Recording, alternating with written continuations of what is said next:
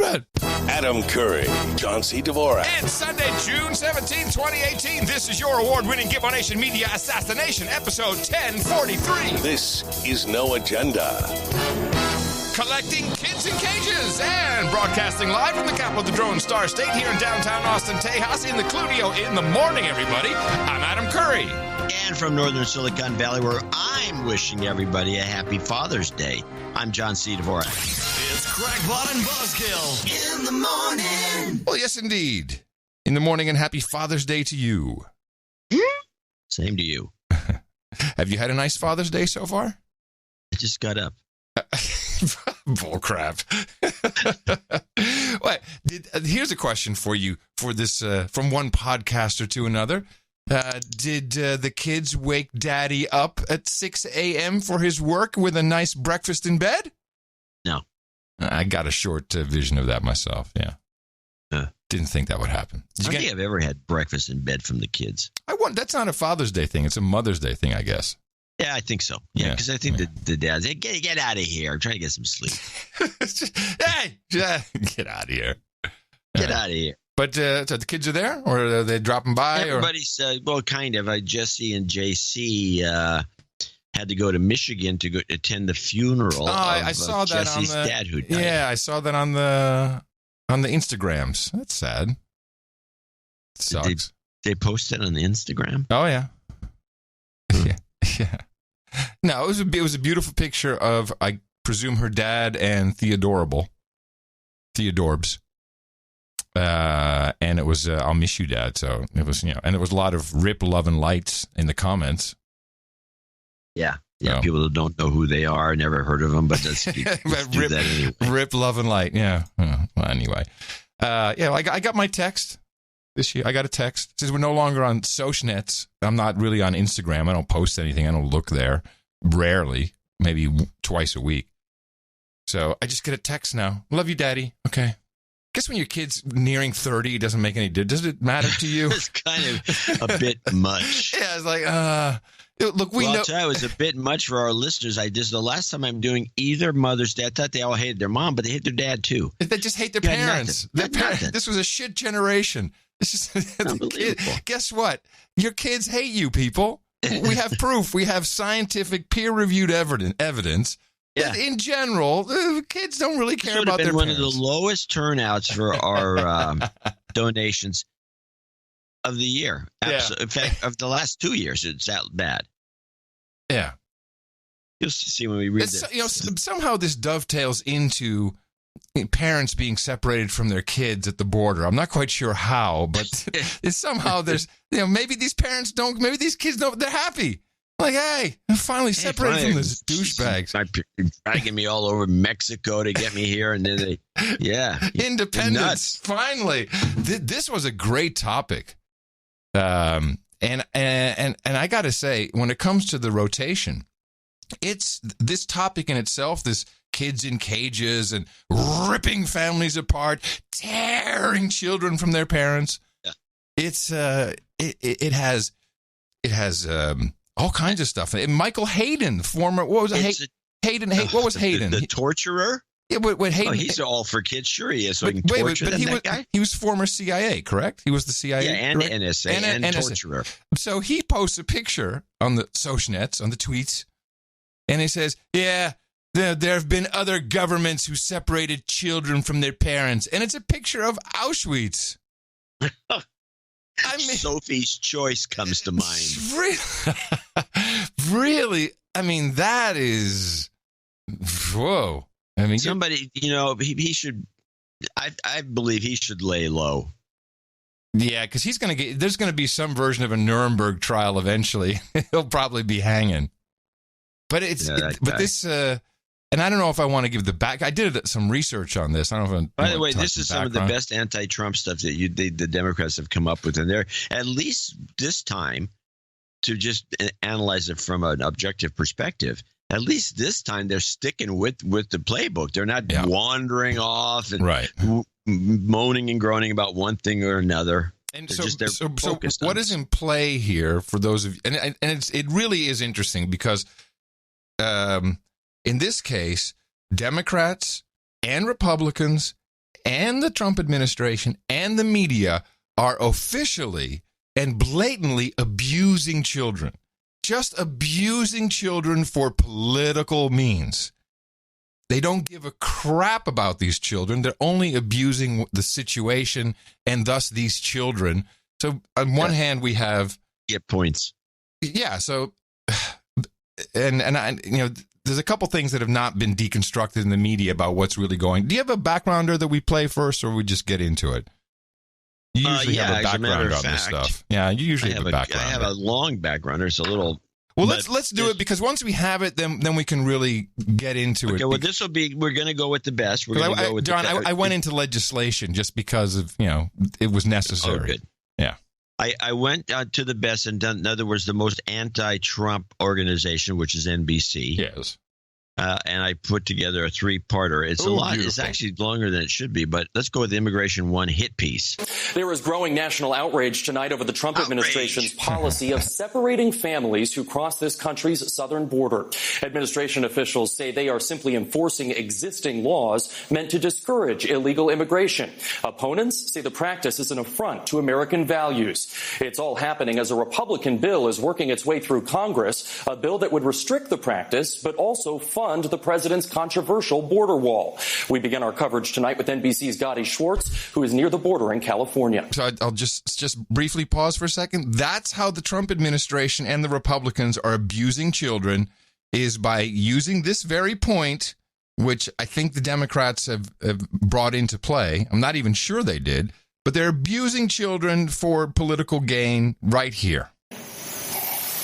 They're building 10 cities near the border, a necessary step as the Trump administration's hardline immigration policy has had its intended effect. Thousands of migrants swept up, detained after both illegal and legal border crossings, many of them children.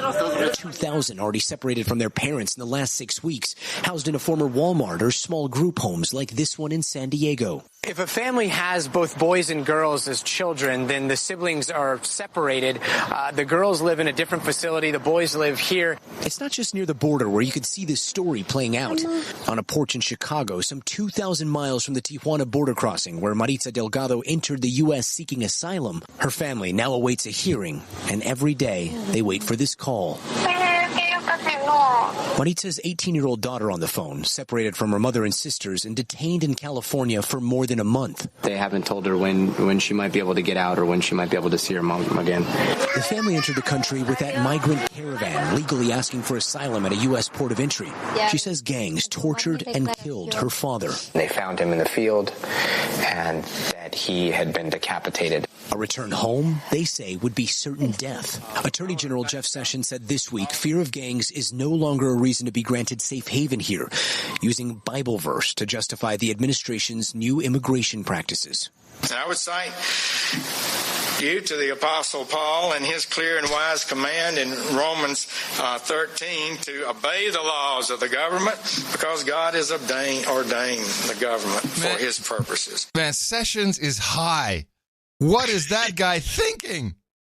He is totally off the rails. That is, I mean, of all the things to do, but this wasn't some press thing, was it? He was just talking to a group who would be wanting to hear this. I'm not sure where that came from, but NBC and all the networks, they have this kind of B-roll room, and they just randomly take stuff from the campaign. You're so right. It's almost like the instant replay room at big NFL games. There's a whole separate truck. That's all they do all day is get the replays, rack them up, get the great spots, put in the telestrator, all that stuff. That's what they must have at NBC for this kind of stuff, for B-roll. Yeah, they just find all these old things. I mean, that's why they keep bringing, they keep constantly bringing in old Trump quotes from like the campaign. Yeah. And it's just, and they're all random. There's no real, it's just put there for effect. It's like a rim shot. Yeah, just a hit piece. Boom. Yeah, they're kind of still a hit. Boom. They're kind of taken, from us, what we do. Build the wall. Yeah, exactly. Or any collusion, that kind of stuff. Yeah, we do it, but we do it for different reasons. They're doing it to bamboozle the public. He said that. When did he say? He said that. Oh, that's terrible. Yeah. No, I think they're onto a winner here. By the way, I also really really like that voiceover. That voiceover was a little different for NBC. They're giving it. Let me just rack it up again. There is growing national outrage tonight. So they're giving it this kind of extra, like hush hush, like you're watching something really, like really evil taking place. Hold on, where is this guy? Here we go. Immigration policy has had its intended effect. Yes. Thousands of migrants swept up, detained after both illegal and legal border crossings. You know what I mean? I didn't notice it, but now that you mentioned it, it's done for effect. It's fantastic. Yeah, a little nuance. Yeah, the guy sounds like he's breaking some news, and it's like, yeah, I'm breaking this news. You know, who knows? It's really, I mean, the 18-year-old daughter's been separated from her mother. And by the way, according to the law, which I am pretty well versed in now, 18 is the cutoff point. So 18, you're treated as an adult at the border. Yeah. So there's this whatever that story was, it was at least partially bullcrap. 18 is the legal cutoff where you are treated as an adult at the border. So that was just disingenuous at best. Yeah, I don't even know why they had the Chicago clip in there. I think the guy needed to go to Chicago to buy some sausages. Hey, boss, I'll do the report from Chicago. I'll do the report from Chicago. What? All right, off you go. Why? Yeah, do the report from Chicago. All right, let's go. Number 2. And tonight, an impromptu protest outside of this facility here in San Diego, with another protest scheduled, an even larger one in the town of Tornillo, Texas, on Father's Day, where a tent city has sprung up faster than residents there expected. Now, just to put things in perspective, Tornillo is a small town. About 1,500 people live there. And when this tent city is up and running at full capacity, it'll mean that a fifth of the entire town's population will be children separated from their families. Blake? And there is nothing better. And this has been a no agenda staple, actually. Nothing better than abusing kids in the media. It's been done. Or remember was it not the Saddam Hussein's royal guard who came into the hospital and threw the children out of the incubators onto the ground and stomped on them. Yeah. Yeah, that was the classic. Well, I mean, this has been going on forever, but yeah, and that was all totally bullcrap. Yeah, I mean, it was great theater. Oh, won't somebody please think of the children? That's basic. That's been our theme for many, many years. Just as long as you can bring children into the equation in a compelling way, and just if you look at Twitter, even when someone posts one of these pictures, which is clearly from 2014. That's now all widely the kids known. In the cage, they're from 2014. The kids in the cage, like the kid who's actually to protest but is looking up. All of these pictures, and I've tracked down where some of those come from. They actually came from Texas. Even though people in the thread will say, "Hey, man, this is from 2014. Or man, dude, that's a Mubarak." People will do that too. Oh God, yeah. But they just keep on going. These horrible people, they'll die in hell, they'll hang. And that's the abuse. That's how everyone gets abused by the situation. Can we go straight into 3?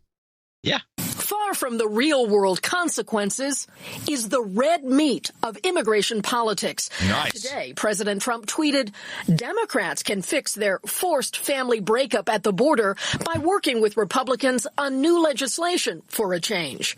Truly. This White House video links an alleged gang murder to rules affecting child immigrants. The gang member reportedly entered our country through glaring loopholes for unaccompanied alien minors. One day after he distanced himself from his own administration's zero-tolerance policy that triggered the separations. I hate to see separation of parents and children. The president's strategy is to blame Democrats for blocking passage of immigration reforms and border security. But outcry over the treatment of immigrant children could blow back on Republicans.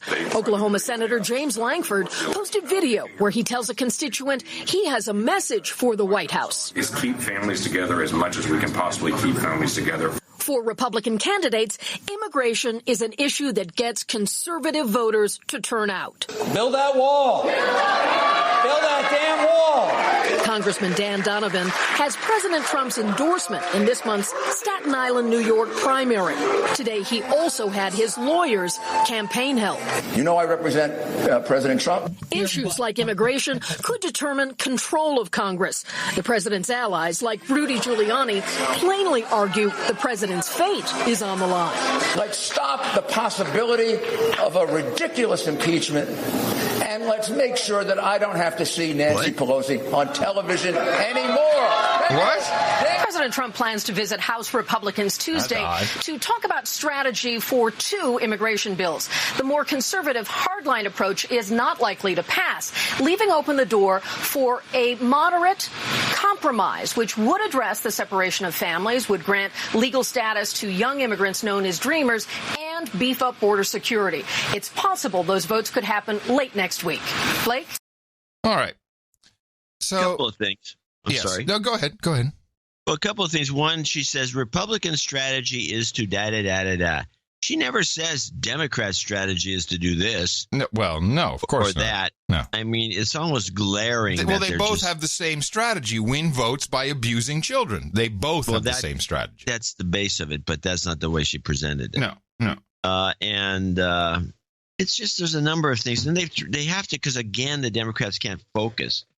They had to go into the B room trailer and pull out the clip of Rudy Giuliani saying, let's don't talk about impeachment. I know. That was a little off. It's off the wall. It's right in the middle of this. It's got nothing to do with any. It's got nothing to do with this main story, but they can't resist. And so you take that laundry list we have of all the Trump flaws, and it's just like they can't just stay focused on this one thing, which is, I think, a winner, but they can't do it. Well, they're getting pretty far, but here's my question, and this, well, the question will remain because we don't have the answers. Who really started this?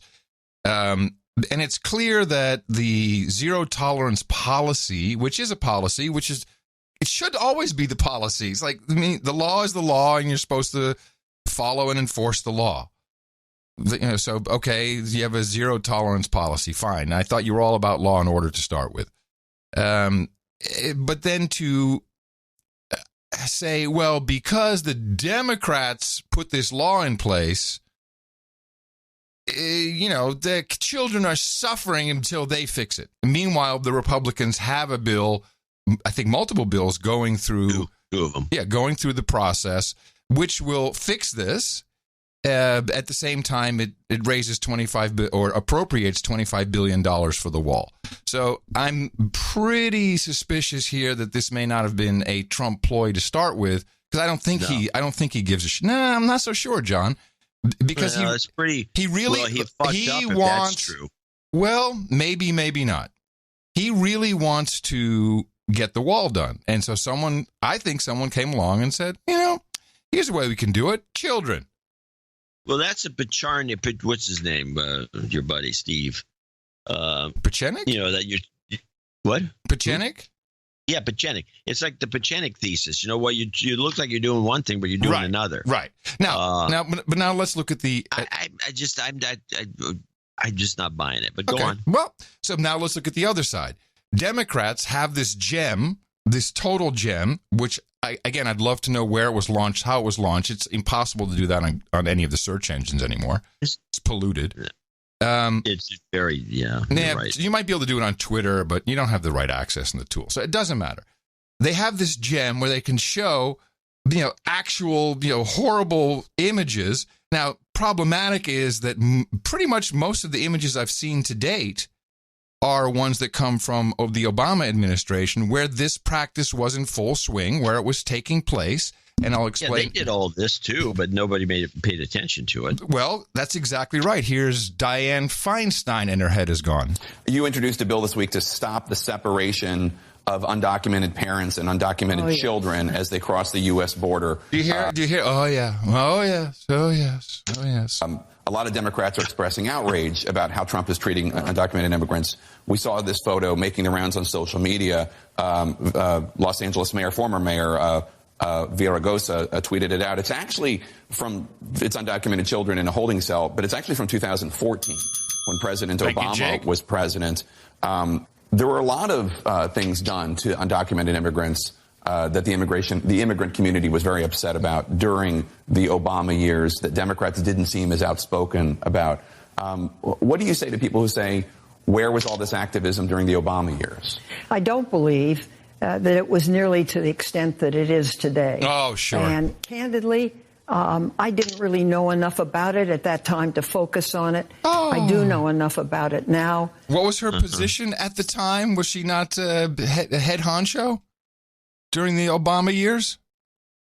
She was well, I know what you mean by head honcho, but she was definitely running a number of committees that should have known about. She should have known. Yeah, she should have. But yeah, I wasn't paying attention to it because children didn't matter to me then. They matter to me now. We have had a hearing in the Judiciary Committee. We did have testimony. I know that at least 50 children a day are taken from their parents. And the thing is, they're taken and no one knows what happens to them. Their parents don't know how to find them. And you have now the first person, one of the fathers that died in jail. And I find it just inhumane, callous, and something I never thought my country would do. So it's very worrisome, and we've got to stop it. And so we have written a bill. We have 31 co-sponsors. I hope we'll be able to get it out of the Judiciary Committee. It's been introduced, and it would prohibit the taking of children in this manner, and then it would provide a number of criteria to remove a child, what you'd have to have present. Okay, so now we know this has been going on for a while, but apparently it's more severe now because more people are crossing the border, which goes contrary to everything I've heard from the Democrats. Goes contrary to the facts. To the facts possibly as well, but okay. So children didn't matter. I didn't really have my attention because it's just fucking children. Now it's children. So I dive into this because I want to understand. It's true though. This is exactly right. Time code down. Time code. Okay. So I'm thinking, all right. Well, then surely we can find this, this legislation somewhere in the law, and it's interesting when you hear people like Judge Johnson, who came out of the woodworks, to say. Well, actually, I'll let him say it. Facility that's essentially tents where some children are staying. Is this how it's supposed to work? Tents. Well, first, Donna, let's be clear. There is no law that requires the Trump administration to separate children from their parents. If there were such a law, I would know about it. I would have known about it when I was in office, and I would have heard about it if I had tried to enforce it. I have the greatest respect for the Border Patrol agents, customs officers, and immigration enforcement officers who used to work for me. But I object highly to this current practice of separating children from their moms and dads at the border. And it's something that I feel obliged to speak out about. Oh, yes, to virtue signal about. Now, let's just go right back to Dianne Feinstein. She right there agreed and said, yeah, this was happening to the Obama years, but it was just children. I didn't care about them. Now, Judge Johnson, who was director of Department of Homeland Security during the Obama years, he literally says, I didn't know about it, even though it was taking place. So, okay, maybe you did. But the thing that's most important is him saying, I know of no law. Now, on one hand, it's total horseshit that he knows that this was not being done, but he's kind of right about the law part, and that's where it becomes really interesting in this case. It was the California Democrats in '85 who were horrified by families being put into detention centers after trying to enter the United States illegally, and they really went all out, all in. This is horrible. This can't be. You've got children in horrible circumstances. They're with rapists and murderers, and yeah, they're with their parents, but rapists and murderers, and we have to take care. Please think of the children.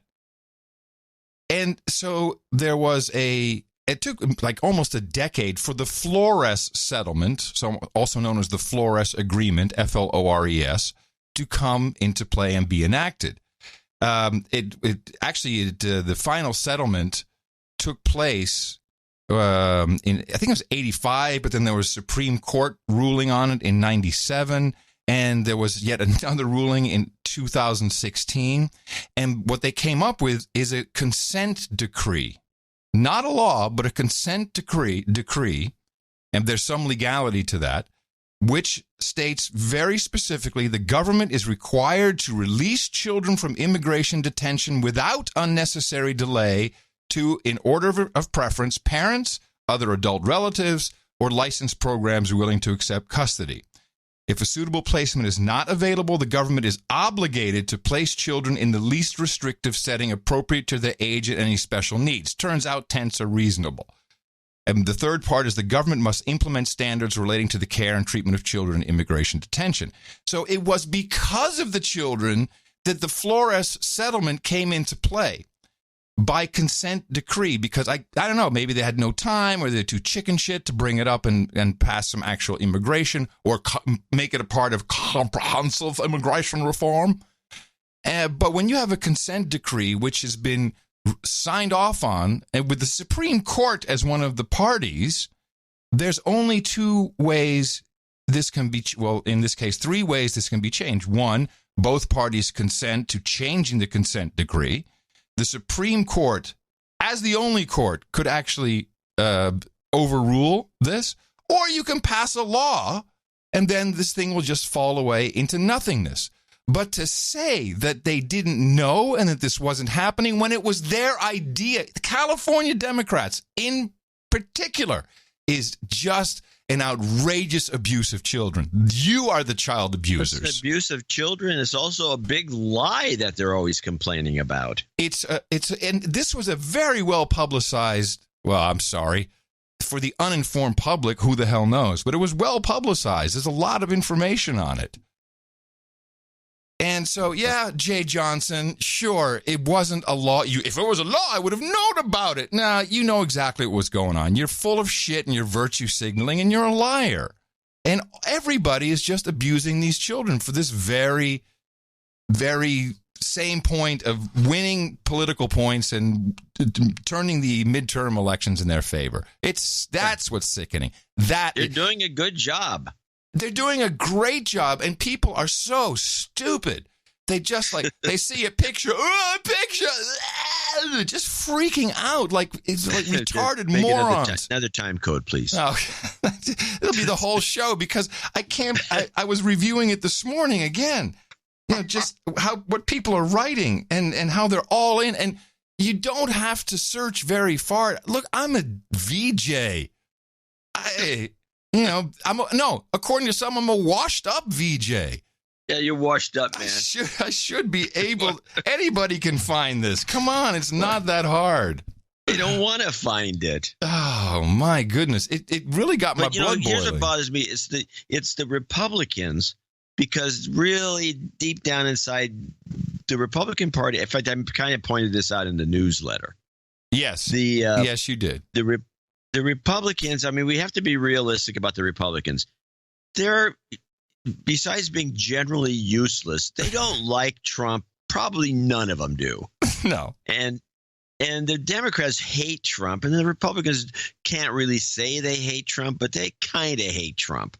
And so this guy, he doesn't really have enough allies to go out and pull off some of these, educational necessities, like telling people about the facts of the matter.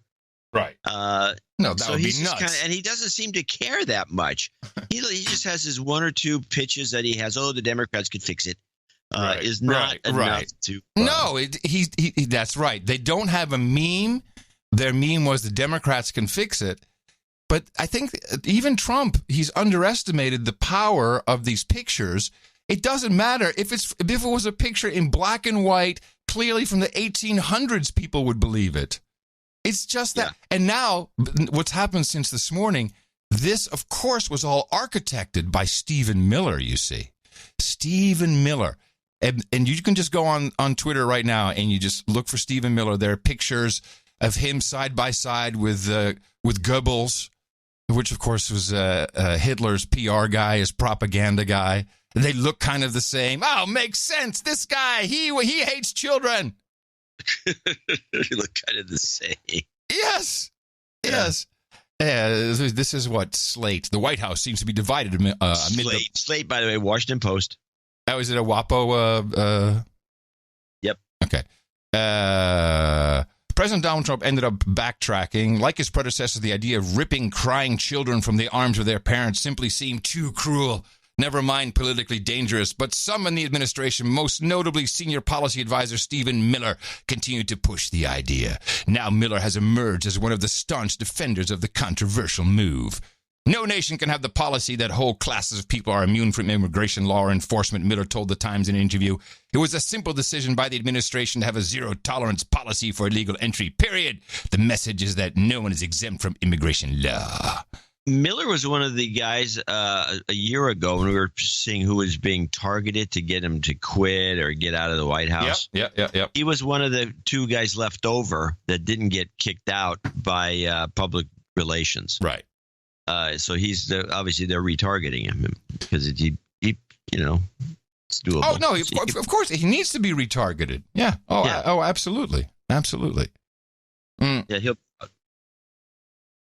I'm looking at right here. I'm looking at the list of stuff on the Being It. Stephen Miller, Trump's right-hand troll. An article. Wait. Can I be?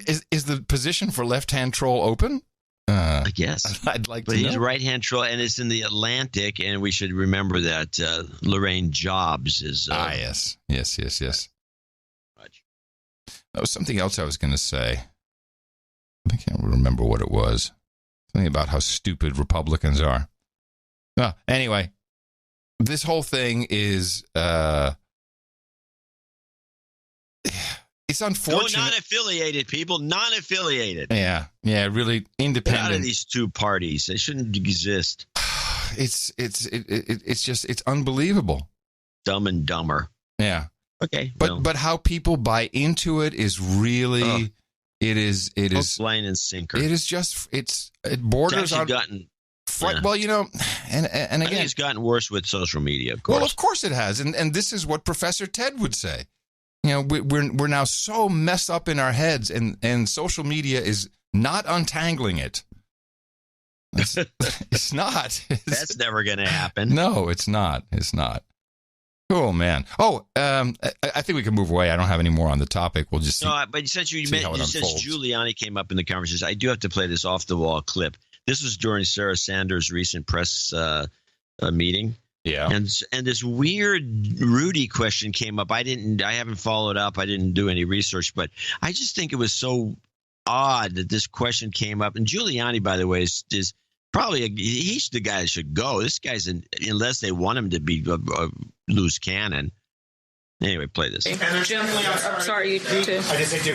Rudy Giuliani spent 20 minutes today talking with one of our reporters about his love life and proclaimed that, and I think his words, he's not going to be a priest if he's separated from his third wife. Has this become too big of a distraction to the point where the president would consider going to get another lawyer? And then also on that, he said his soon-to-be ex Judith called the president last week. Can you tell us what they talked about? I'm not today or tomorrow or at any point ever going to comment on Rudy Giuliani's love life. I will be glad to leave that to you and the reporter that spoke with him. And I'm not aware of a call and don't have any information on that, Jim. Sure. Yeah. I think Giuliani, the reason he's hanging around and is given so much grace is he's got something. He has something, and I think it pertains to what New York police or FBI have on the Wiener laptop. There's some reason for him being kept this closely for no obvious reason. Yes, there's no obvious reason. He's kind of a clown. He's saying stupid crap all the time. I think it's an embarrassment. Bringing up the impeachment thing is right, like working for the wrong side. Yeah, what's up with that? But yeah, he just hangs around and he claims to. It may be part of a scheme. Well, that's what I'm thinking. I'm thinking. Yeah, he's a smoke. Yeah, but he's a no, not that part. Not that he has anything on anybody, but just that he can be he's like a smoke screen. He draws attention to himself. It's almost as though it's a Roger Stone kind of a play. You have some guy just could be shouldn't be there doing stuff. Yeah, it could be. Well, I really do think that Roger Stone right now is at work. Well, he's in play. He's got his book out. He's doing interviews, so he is around. So he may be. I don't know. We did get another NBC fatality. And that's the target, NBC. Yeah, and that was Chris Hardwick. Right. Yeah, you had the same response I had. Who? No, I know. I've seen him. I can kind of visualize the guy. Yeah. I don't know the basics of how they got him kicked out. Oh, well, this Chloe Dykstra. Oh, the Chloe Dykstra thing. Right. Now, yeah. Do you know any more about this? Because I really don't know that much about this particular I looked into story. it. Now that you mention it, I did look into it. There's no clips available. Chloe Dykstra wrote if you look at her, the problem I have with Chloe Dykstra is something she posted on Twitter. She is describing, it seems to me, in her Medium article, something of an S&M relationship. Well, definitely a slave master, yeah. And she has a picture on her Twitter of her in some sort of a bondage outfit. This is what you do so well. You go in and you look at people's media, like, let me see this girl's pictures. Let me take a look at this. Oh, yes. What have I found here? Well, you can get a lot from that. I've said it a million times that if you're going to do due diligence on people, you should go to their Flickr account. Right. Well, that's kind of outdated. See if they're plastered in public. Anyway, so she had this one picture. I looked over her Twitter feed to see if I can figure out what was going on because I had this sense she was hitting this. This guy was a hit job against this character, and it was very vague. The Medium article never mentions his name. No. But I think it was from podcaster to CEO of his own corporation, which, of course, is the opposite of what I did, which I think is interesting. I went from big shot CEO to podcaster. Yeah, Swimming upstream as always. That's right, everybody. Maybe you should give Chloe a call. Anyway, so she's in this S&M outfit with the line, "Who dis?" Oh. And so I'm thinking, what is this? Well, that's also appropriating black culture, which is wrong prima facie. And I read that piece, and it just seems like it reminds me of that Marv Albert thing where he had this relationship with some dominatrix. Oh gosh, didn't he get fired over that? Yes, he got fired. He finally got back into the business, by the way. He was out for a decade at least. He was out for a while. That was a good story. I'm sorry, because I just kind of remembered that. It was shocking at the time. Marv Albert, like a kinky freak. It was like, no, ridiculous. This is not right. And in some of these S&M relationships, there's a moment where the experience speaks. No, I'll tell you where I get most of what I consider foundational. There was a special that KQED did about 20 years ago on the scene with a person who was analyzing it, a psychologist, saying that in reality, in one of these relationships, and people probably know somebody that might or might not be in one, is that the submissive is actually the dominant.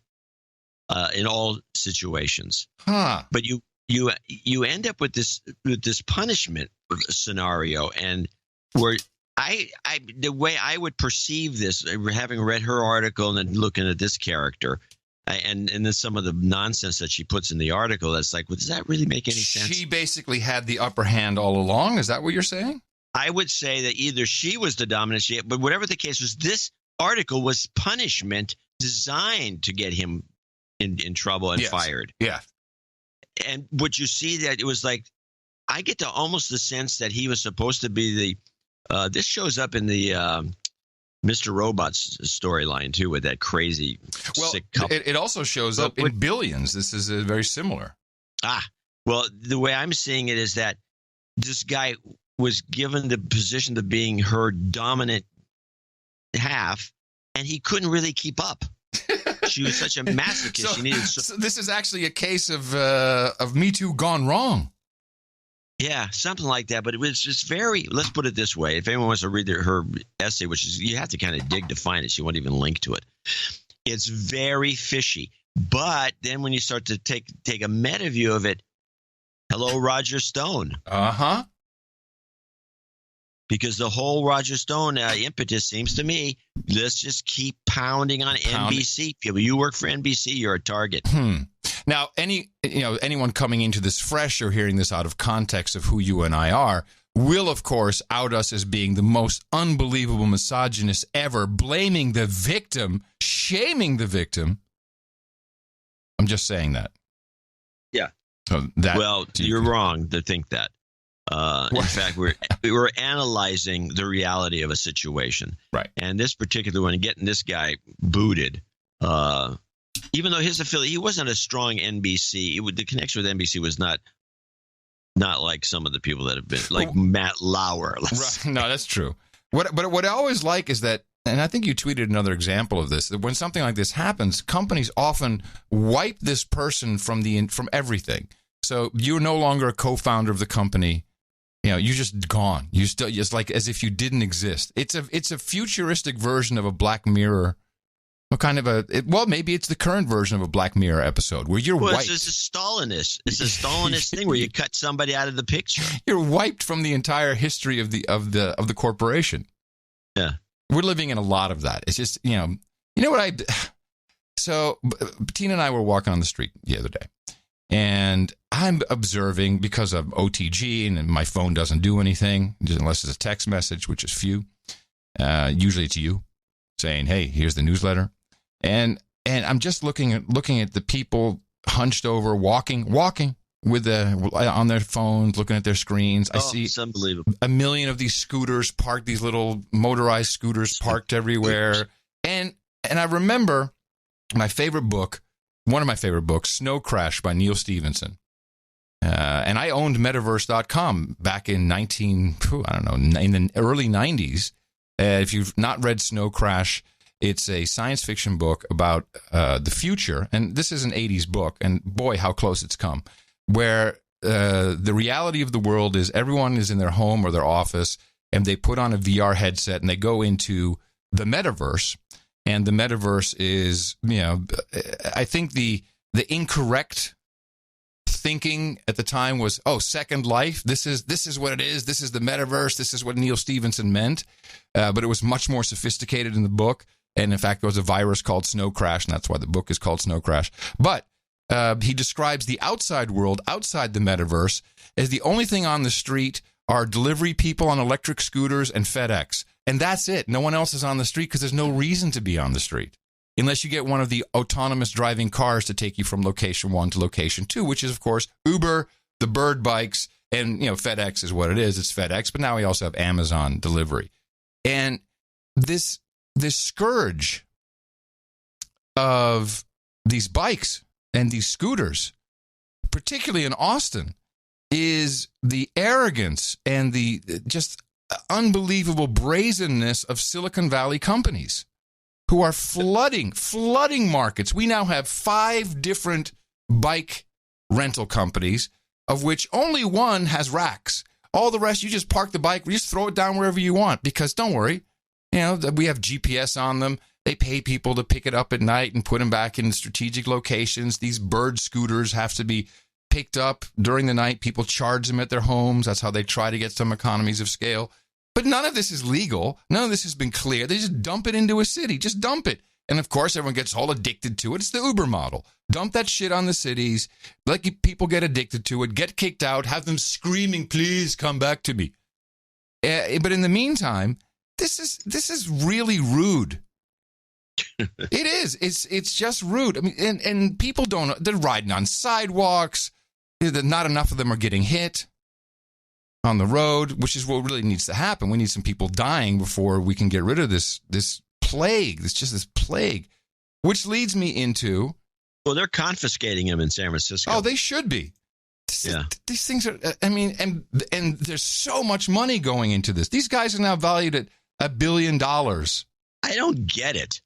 And the model doesn't work because they're still paying between $10 and $15 per electric scooter to have someone pick it up and recharge it, depending on how difficult it is to find it.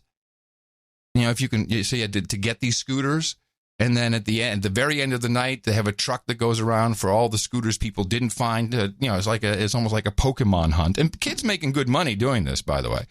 But it'll never last because it's not a sustainable model. And they're going to get kicked out because it's dangerous. And the motorized vehicle belongs on the street, and then it needs to go through a couple of checks to make sure that it's okay to be on the street. And it's not safe. I had these things in 1999 in Amsterdam. And the press was out there. I was zapping along that was called the Zappy. I was blasting along the canals. And within a week, there were the cops. No, that we're confiscating this rule. Not going to happen. And they kept them off the streets for a decade until they finally someone went back and tried to get some legislation. And the same went for Segways. Those were also immediately banned. But the arrogance of these Silicon Valley companies to do this is irksome to me. And that kind of brings us to another Silicon Valley story, which I saw you have a clip of it, so I'll let you start. And I only have a bunch of clips of it. I only have an opinion on Elizabeth Holmes, but I would like to hear what you've got.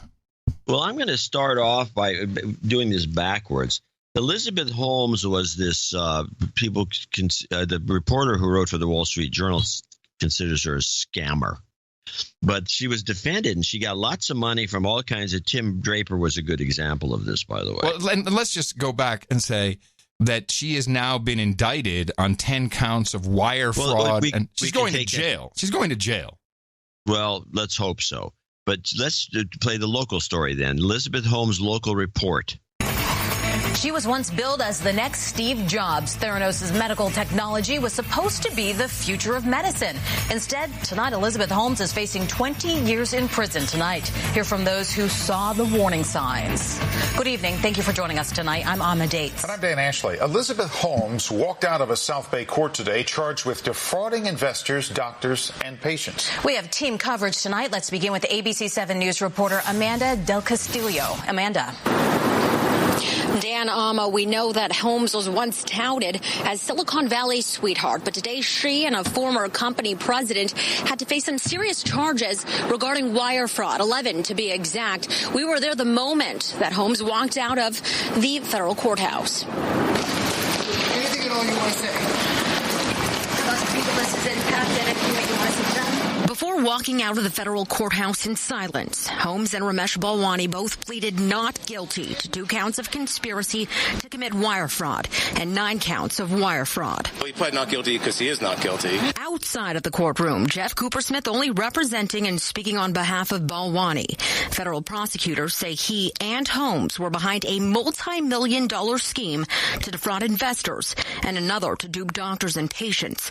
Prosecutors accuse the pair of knowingly lying about the accuracy and reliability of some of their products, technology that was said to be a cheaper and more efficient way of doing blood tests. Put his heart and soul into this. He had his own family tested at the Theranos lab. A busy lab then Vice President Joe Biden visited back in 2015. This video shows both Holmes and Biden touring the Newark facility. Today, though, the only sign Theranos even exists in the building was this one, posted on its front door giving contact information for Theranos. And after calling the listed numbers, one man identified as a Theranos employee, he says that he wasn't shocked at today's courtroom development. In fact, he actually complimented Holmes on her passion for her work. We know that the two, Holmes and Balwani, are expected back in court in August. If convicted, the two can each spend up to 20 years behind bars. I'd just like to say about the media that this is an outstanding example of the tech press, and it is really the so-called tech press, doing a disservice.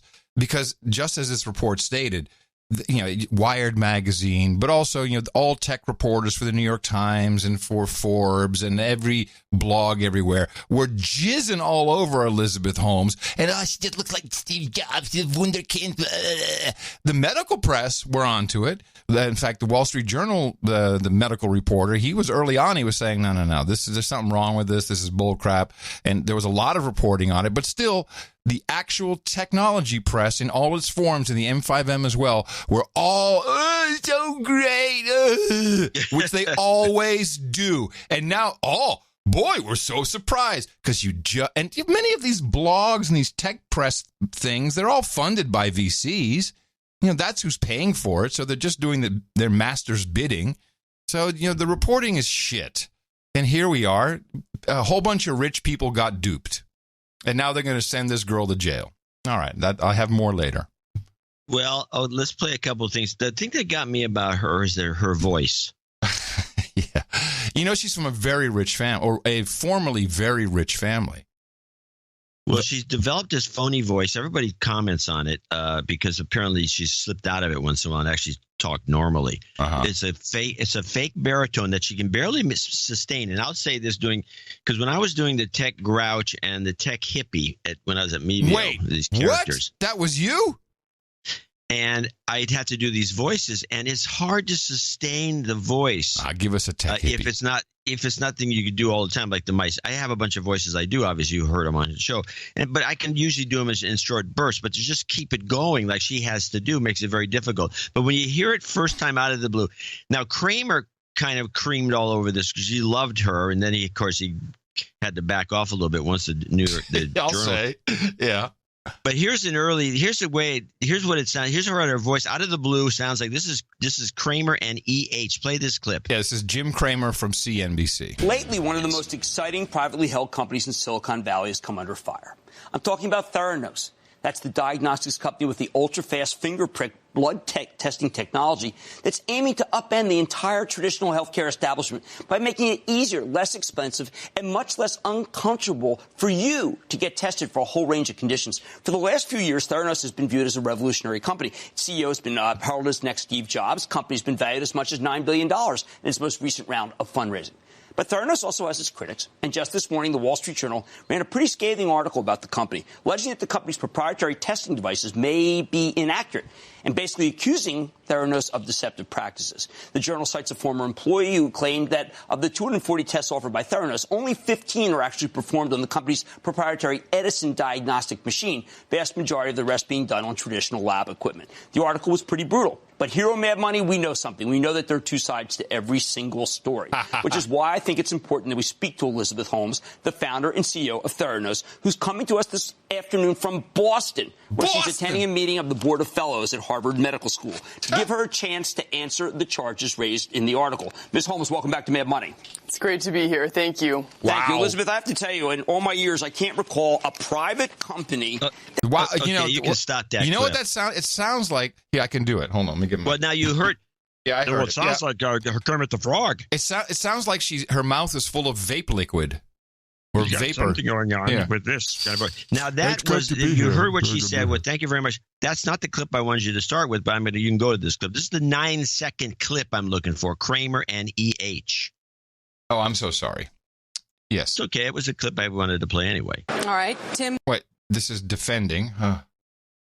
Kramer and I got you. It's a little labeled funky. Where she's attending a meeting of the Board of Fellows at Harvard Medical School to give her a chance to answer the charges raised in the article. Ms. Holmes, welcome back to Mad Money.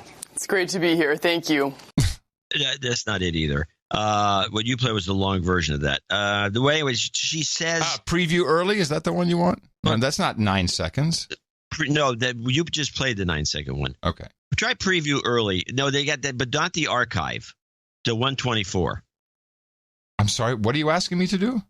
I've got Kramer and Holmes preview early archive, and Kramer, which is 5 minutes. Which shouldn't be on your list. Kramer No, I think that's what you gave me. Hold on. No, I may have taken the archive off the product I shipped. Yes. But try Kramer and Holmes preview early .mp3. Okay. This is where he fawns. This is before the Wall Street Journal article. This is what we could expect. Let's take a closer look with Elizabeth Holmes. She's the founder and CEO of Theranos, who also happens to be the youngest self-made female billionaire in America. Ms. Holmes, welcome to Mad Money. Thank you. It's great to be here. Thank you. All right, Elizabeth. So she says the exact same wordage. You know, if you hadn't told me, I would have thought you spun it down. Thank you. It's good to be here. I would have thought you had spun her voice. Thank you. Well, here I got one more of these clips, and I don't want to belabor this. But here she is at TechMed. This is Holmes at TEDMed. She's giving us her TED speech, which is filled with Silicon Valley bull crap. Oh, we want to empower the people. We want to do this. It's a very short clip. I didn't take the whole speech. Nice. But the whole 18 minutes is all this garbage, the Silicon Valley garbage. But watch the way she speaks. To maintain that voice, she has to kind of swallow, and she can only maybe do 2 words. And then she kind of gets herself together, and then so a pregnant – I left all the pauses in because she can't say more than 3 words. Sometimes she can maybe blurt out 4. And this is what – and if this doesn't tell you something's wrong, I don't know what does. It is a great honor to be here. I feel very humbled speaking in front of all of you, and there's so much I have to learn from the people in this room. So what I can talk about is what I know and what I believe, which is that nice one of the incredible things about this country is that we can and do solve policy challenges through creativity and innovation. And I've always believed that when people find what they're truly passionate about and they make a decision to do that and stick with that no matter what, they can build great things. Wow. She should be in jail for that. Just that alone. Now, it's odd because her great icon hero, Steve Jobs, who she named one of her products iPod after, the iPod. And, and she had the Jobsian shit on. But Jobs had a much higher voice. Yeah. He did. The guy that wrote the book on her, which just came out, he says that she worshipped Jobs so much that she adopted his scheduling, she adopted his clothing, his attire, everything she could about Steve was she just copied to a real sick extent. But what are you going to do? All right, what else you got? Well, it is amusing, I have to say. I do have the Holmes thank you on an ISO if you want to play that just quickly. Thank you. It's great to be here. All right. Let me just. All right. Wait. Here, let's play. I don't know that first one you played, but I think that was it's still racked. It was over 8 minutes, and it was Kramer and Holmes after Wall Street Journal. That's the that was what you meant to title archive, probably. And that's the one that you played first. Yeah. Okay, and then you played the other one because there's one more thing about her. Yeah, it's the local report too. Oh, right. Let's finish with local report, too. Holmes dropped out of Stanford and started Theranos in 2003. It became the hot startup in 2014 when Holmes was featured in several national publications. One even called her the next Steve Jobs. As investors flocked to Theranos, its value soared to $9 billion that year. Holmes parlayed the success and was one of the main speakers at a TED Talk in San Francisco in 2014. The right to protect the health and well-being of every person, of those we love. And by the way, this is on her part totally calculated to sound like a complicated, introverted leader. This completely fabricated this. Is a basic human right. Things started to unravel, though, in October of 2015 when a Wall Street Journal investigation questioned the accuracy of those testing devices. By early 2016, Theranos was laying off employees. Holmes was banned from the labs, and the company had its license revoked. The Wall Street Journal story was the work of one reporter who had spent 3 years looking into the company. We spoke to him today about his investigation. ABC 7 News reporter Cornell Bernard joins us now with some of the insight into what was really going on at Theranos. And Dan, it is quite a story. Reporter John Carreyrou says many at Theranos tried to stop the story from going public. He says the scandal put patients' lives in danger. She refused to stop over-promising to investors. Pulitzer Prize-winning Wall Street Journal reporter John Carreyrou isn't surprised Theranos founder Elizabeth Holmes now facing federal fraud charges. All right. Now, I got to, before we finish, I do have the one thing that is the funniest clip. Okay. This is the one guy who's refused. He still stands by her side. It's Tim Draper, of course. Our buddy Tim Draper over here. Who we know, who's kind of a funny, jolly, wacky kind of guy. I like Tim personally. He's like Anthony Robbins with some comedian. He's a goofball, but he's a goofball. Draper's also a goofball. He does when he gives he gives little speeches and he does a rap tune at the end. Yeah, he's a let's get social kind of guy. Yeah, totally. So here he is on CNBC. Everybody's jaw has dropped as he starts talking. By the way, when he starts going into this, it's 2 minutes, but it's Tim defending her and defending the Silicon Valley ethos, claiming the government's out to get the entrepreneurs. And although he's a Democrat, it's a lot of this doesn't make a lot of sense what he's saying, but he's saying it anyway. Here we go. All right. Tim, the last time that we spoke with you a couple of years ago, you roundly defended Elizabeth Holmes, the founder of Theranos. The SEC has now accused that company of massive fraud. You said people were just going after her because she was a woman. She was the victim of a witch hunt. You suggested the Wall Street Journal guy who uncovered all this was incompetent. Are you willing to admit that you were wrong about this one? Absolutely not. I feel that we have taken down another great icon. This woman icon of what? Came to me when she was 19 years old, and she said, I'm going to transform healthcare as we know it, and she got bullied into submission. And I think this has been this is what America's made of. America is made of greatness, of people who do extraordinary things. Are you talking at the same time I'm talking? $900 million went into Theranos. Investors believe and look what she did. She created an amazing opportunity. It's worthless. Amazing opportunity. The technology it is now, she but claimed you can't, to have invented didn't exist. Wait, why is it worthless? It's worthless because this writer was like a badger going after her, like a hyena going after her, and then it became a bigger and bigger thing. I mean, this was a startup, and it was a great vision, and it was a great being technology. A massive fraud. Tim, the SEC has charged this as a massive fraud. I think you missed the entire point. This was, if all she had to do was, say this was a beta or whatever, and all of us would be using it, we'd be loving it, but it was... Sure, but she didn't. That's her fault. She's going up against some very powerful people in the drug companies, the AMA, the FDA, all these people. She's transforming healthcare. Somebody goes in and tries to transform healthcare, they're going to get attacked in a lot of different directions, and she was. And this is one of the cases where the entrepreneur was defeated.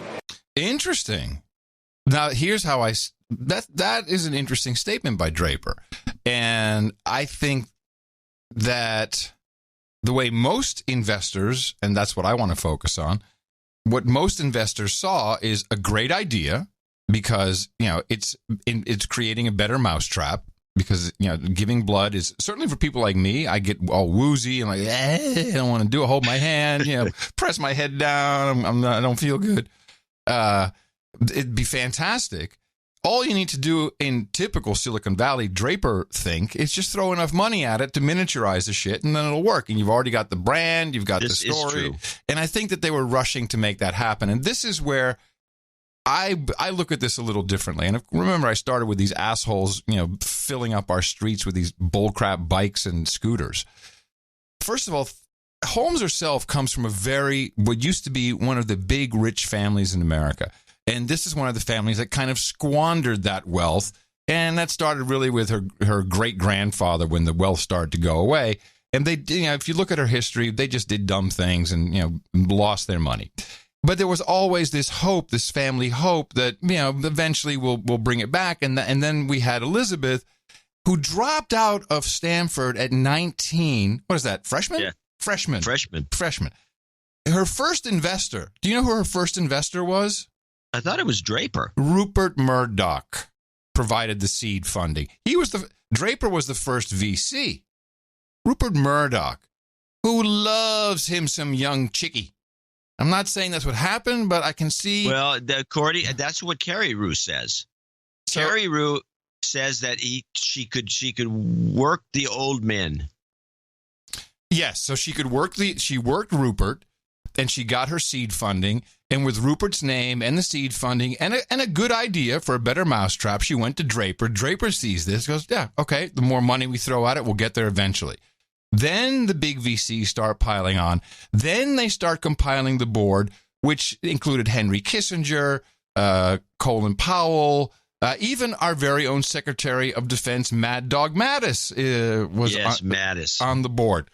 But all old men, by the way. Yes, and I have some standing in this area because I went to some of the same investors. Some of them invested in my company. Now, over the course of 10 years, where we essentially promised the same thing. We got sidetracked, and there was all kinds of issues. We made mistakes, and it turns out you can't monetize the network.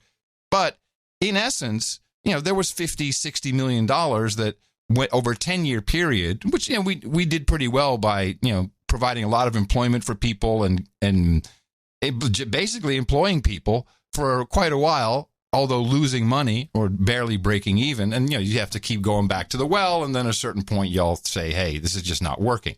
But it didn't go that way in this case because all of these guys know you can throw money at the problem and then you get the board and you get enough momentum and they see how it works. And they've done this in, I think, many previous case, certainly in Silicon Valley. If you have the right idea, you have enough money, then you can probably get ahead of the competition. But these venture capital investors, what? You want an entertainment company in Los Angeles or New York? No, it has to be here in San Francisco so we can keep our eye on it and come to the office. What do you think the 19-year-old got? Or by the time she got her investment, she was in her early 20s. Now, this is completely overseen. You've got to go to Sand Hill Road every single week. You got to do your meeting. You got to explain, show your numbers, show what's happening. These people knew. These investors, they can't stand that the Wall Street Journal, this guy who I think is, a real journalist, he stayed on this. Two-time Pulitzer Prize winner. He sat on this story and he kept hammering at it for 3 years, and they tried to cover it up. The investors, not her, the venture capitalists were covering it up for their limited partners and their venture funds. Everything's great. All the press is great. Forbes magazine, article after article after article.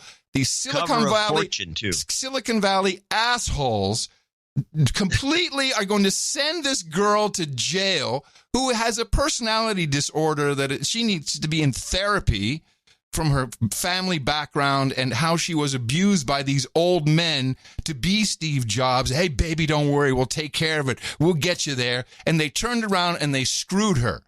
They're sending her to jail, and they are trying to get away from their culpable liability for losing money from their limited partner investors. That's what this is about. She's being thrown to the wolves. I've had a complete disdain for her from day one. Like, what are you? What are you doing? But now I feel bad for her because these guys won't take responsibility. That's what's going on here. Well, I like the analysis. It's a kind of a slam. Kind of. I think a lot of the guys, I'm going to take a little exception to some of it because the board, I believe, was stupid. And I don't know if they knew anything. I mean, those board meetings, I don't see Mad Dog Mattis. I've been to these board meetings I've been to board meetings. I know what they're like, and I know how they say, don't write the menace down. Don't say that. Don't say that. Don't say this. Don't let her in here.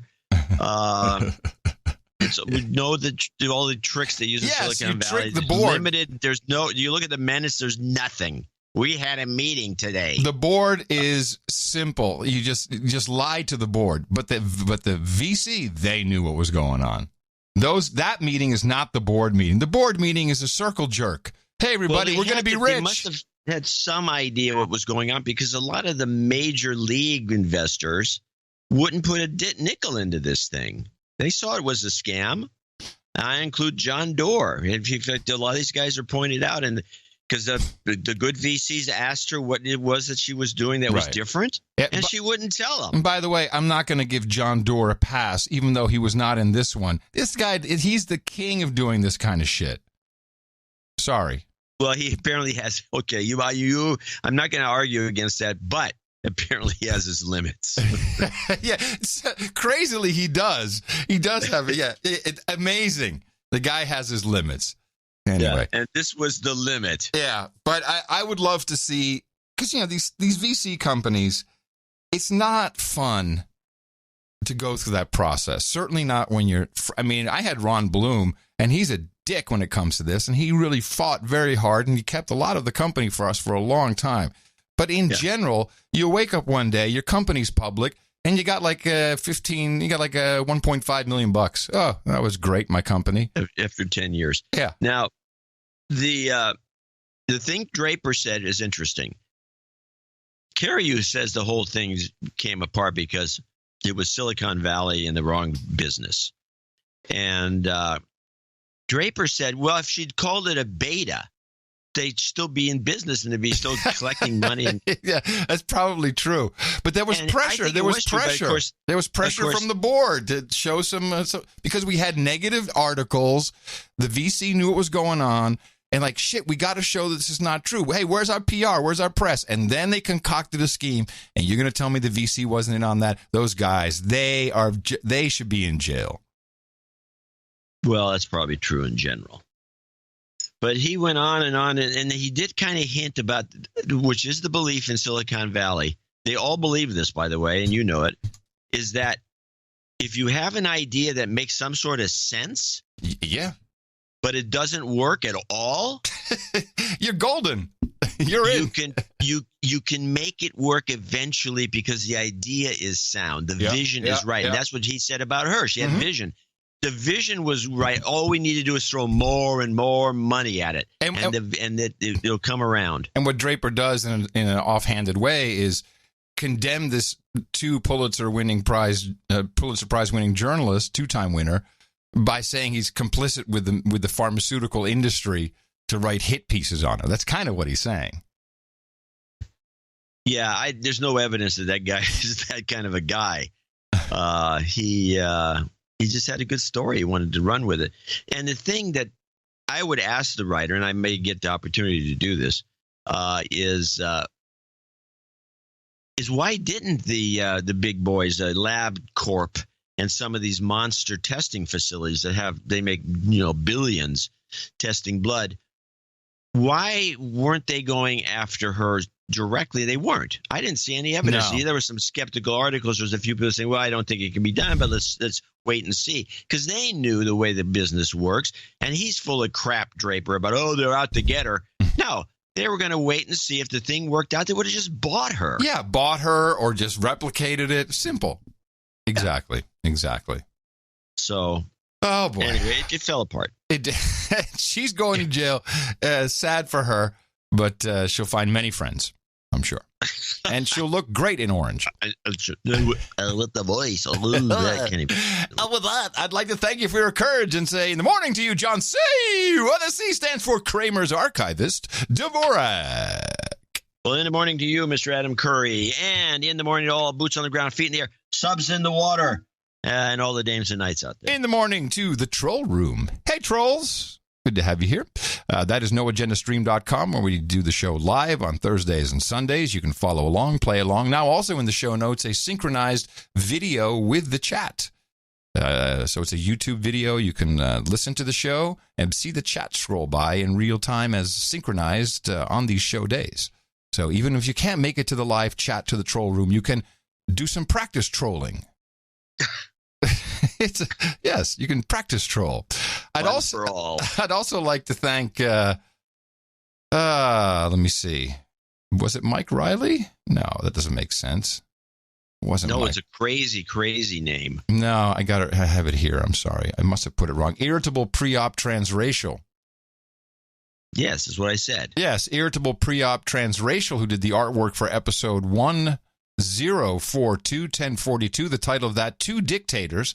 And this was the Obama filter, the Obama obey filter from his campaign poster, only now it had Kim Jong-un on the left, Donald J. Trump on the right, and it said yum yum under Kim and chump under Trump. It just kind of hit the buttons. Yeah, it was funny. Yeah. It got a chuckle. It definitely got. Some people, though, were confused by the artwork, and they were tweeting because whenever I tweet the show, people tweet the artwork is in the tweet.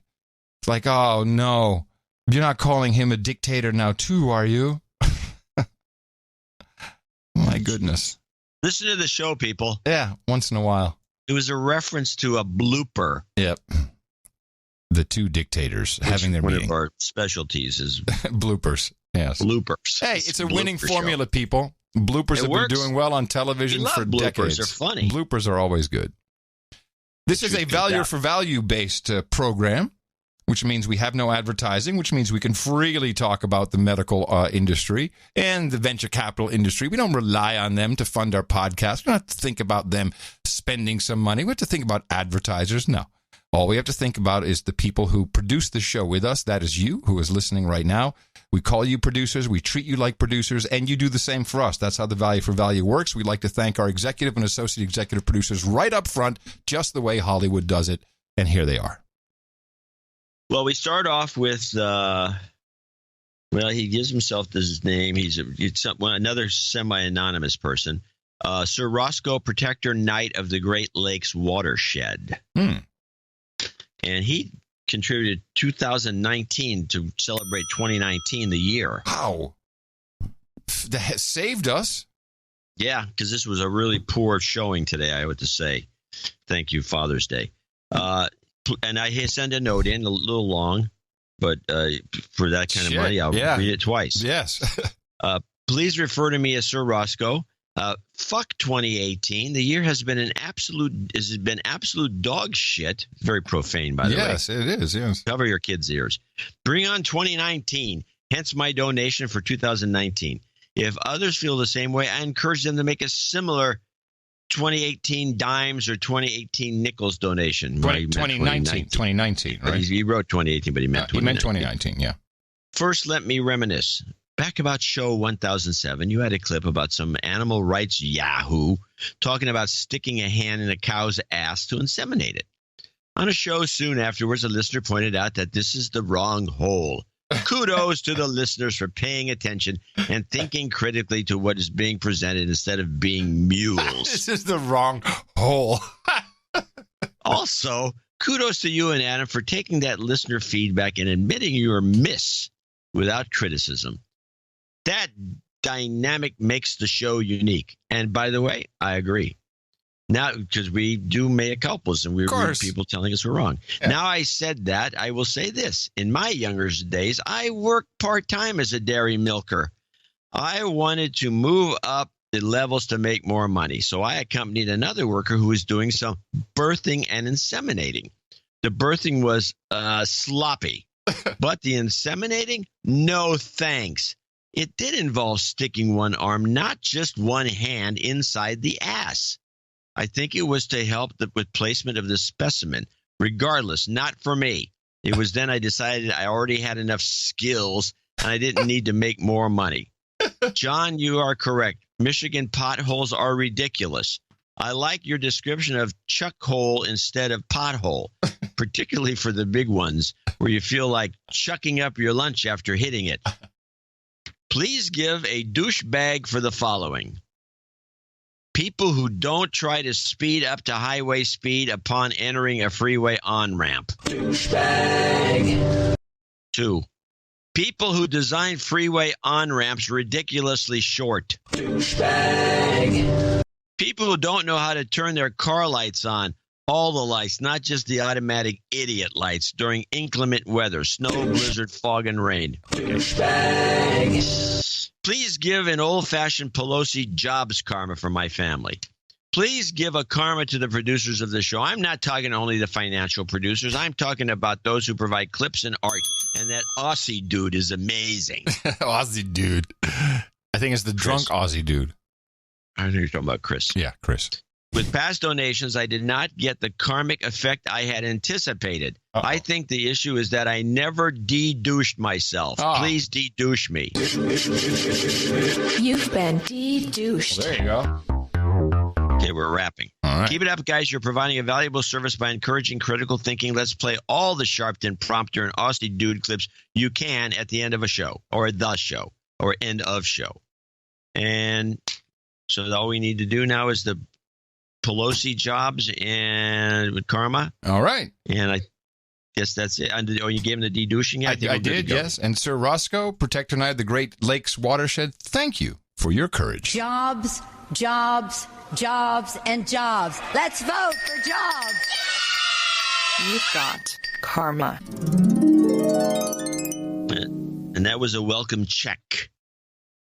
Brian Fraser in Magnolia, Texas, 33838. Still voting. This is my first donation. My boss hit me in the mouth this last January. I look forward. That's nice.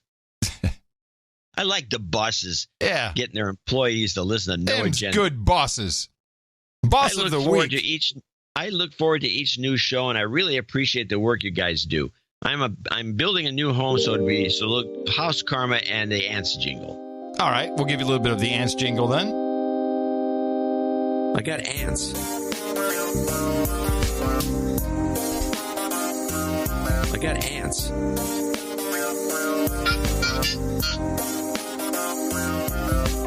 I don't know if we had ants. We had ant invasion. I was thinking if you desiccated a big pile. You've got ants, karma. Onward to Sir Cullen, the friendly fat man. He'd be the first associate executive producer. We have 2 and 2 today. $246.80. A little note here. Sir Colin, the friendly fat man, checking in from Cincinnati for Father's Day. Just wanted to flesh out my donation note since PayPal cut it short. My donation is 4x the $61.70 for Father's Day. I would like wish my brother, 2 brother-in-laws, and above all, my dad, a happy Father's Day. Right on. Hooray! I have to thank my father especially. He's been such an unbelievable example to me and my 6 siblings throughout our lives. He worked relentlessly to support us moonlighting for years on top of starting and successfully running his own practice.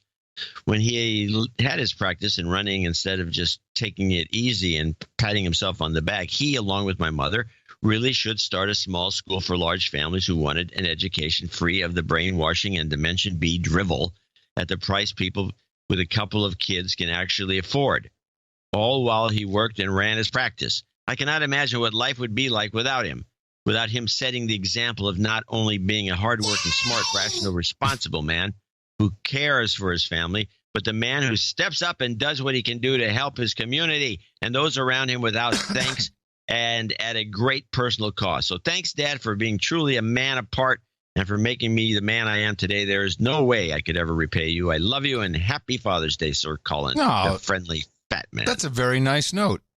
Very nice note. And I think, I will say, for all of you dads out there, it's not easy being a dad, especially if you're white.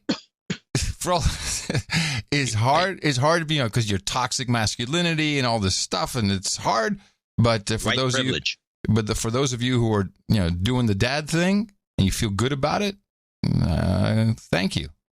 It's being a dad is a real job to it. Yeah, I may sound a little traditional, old.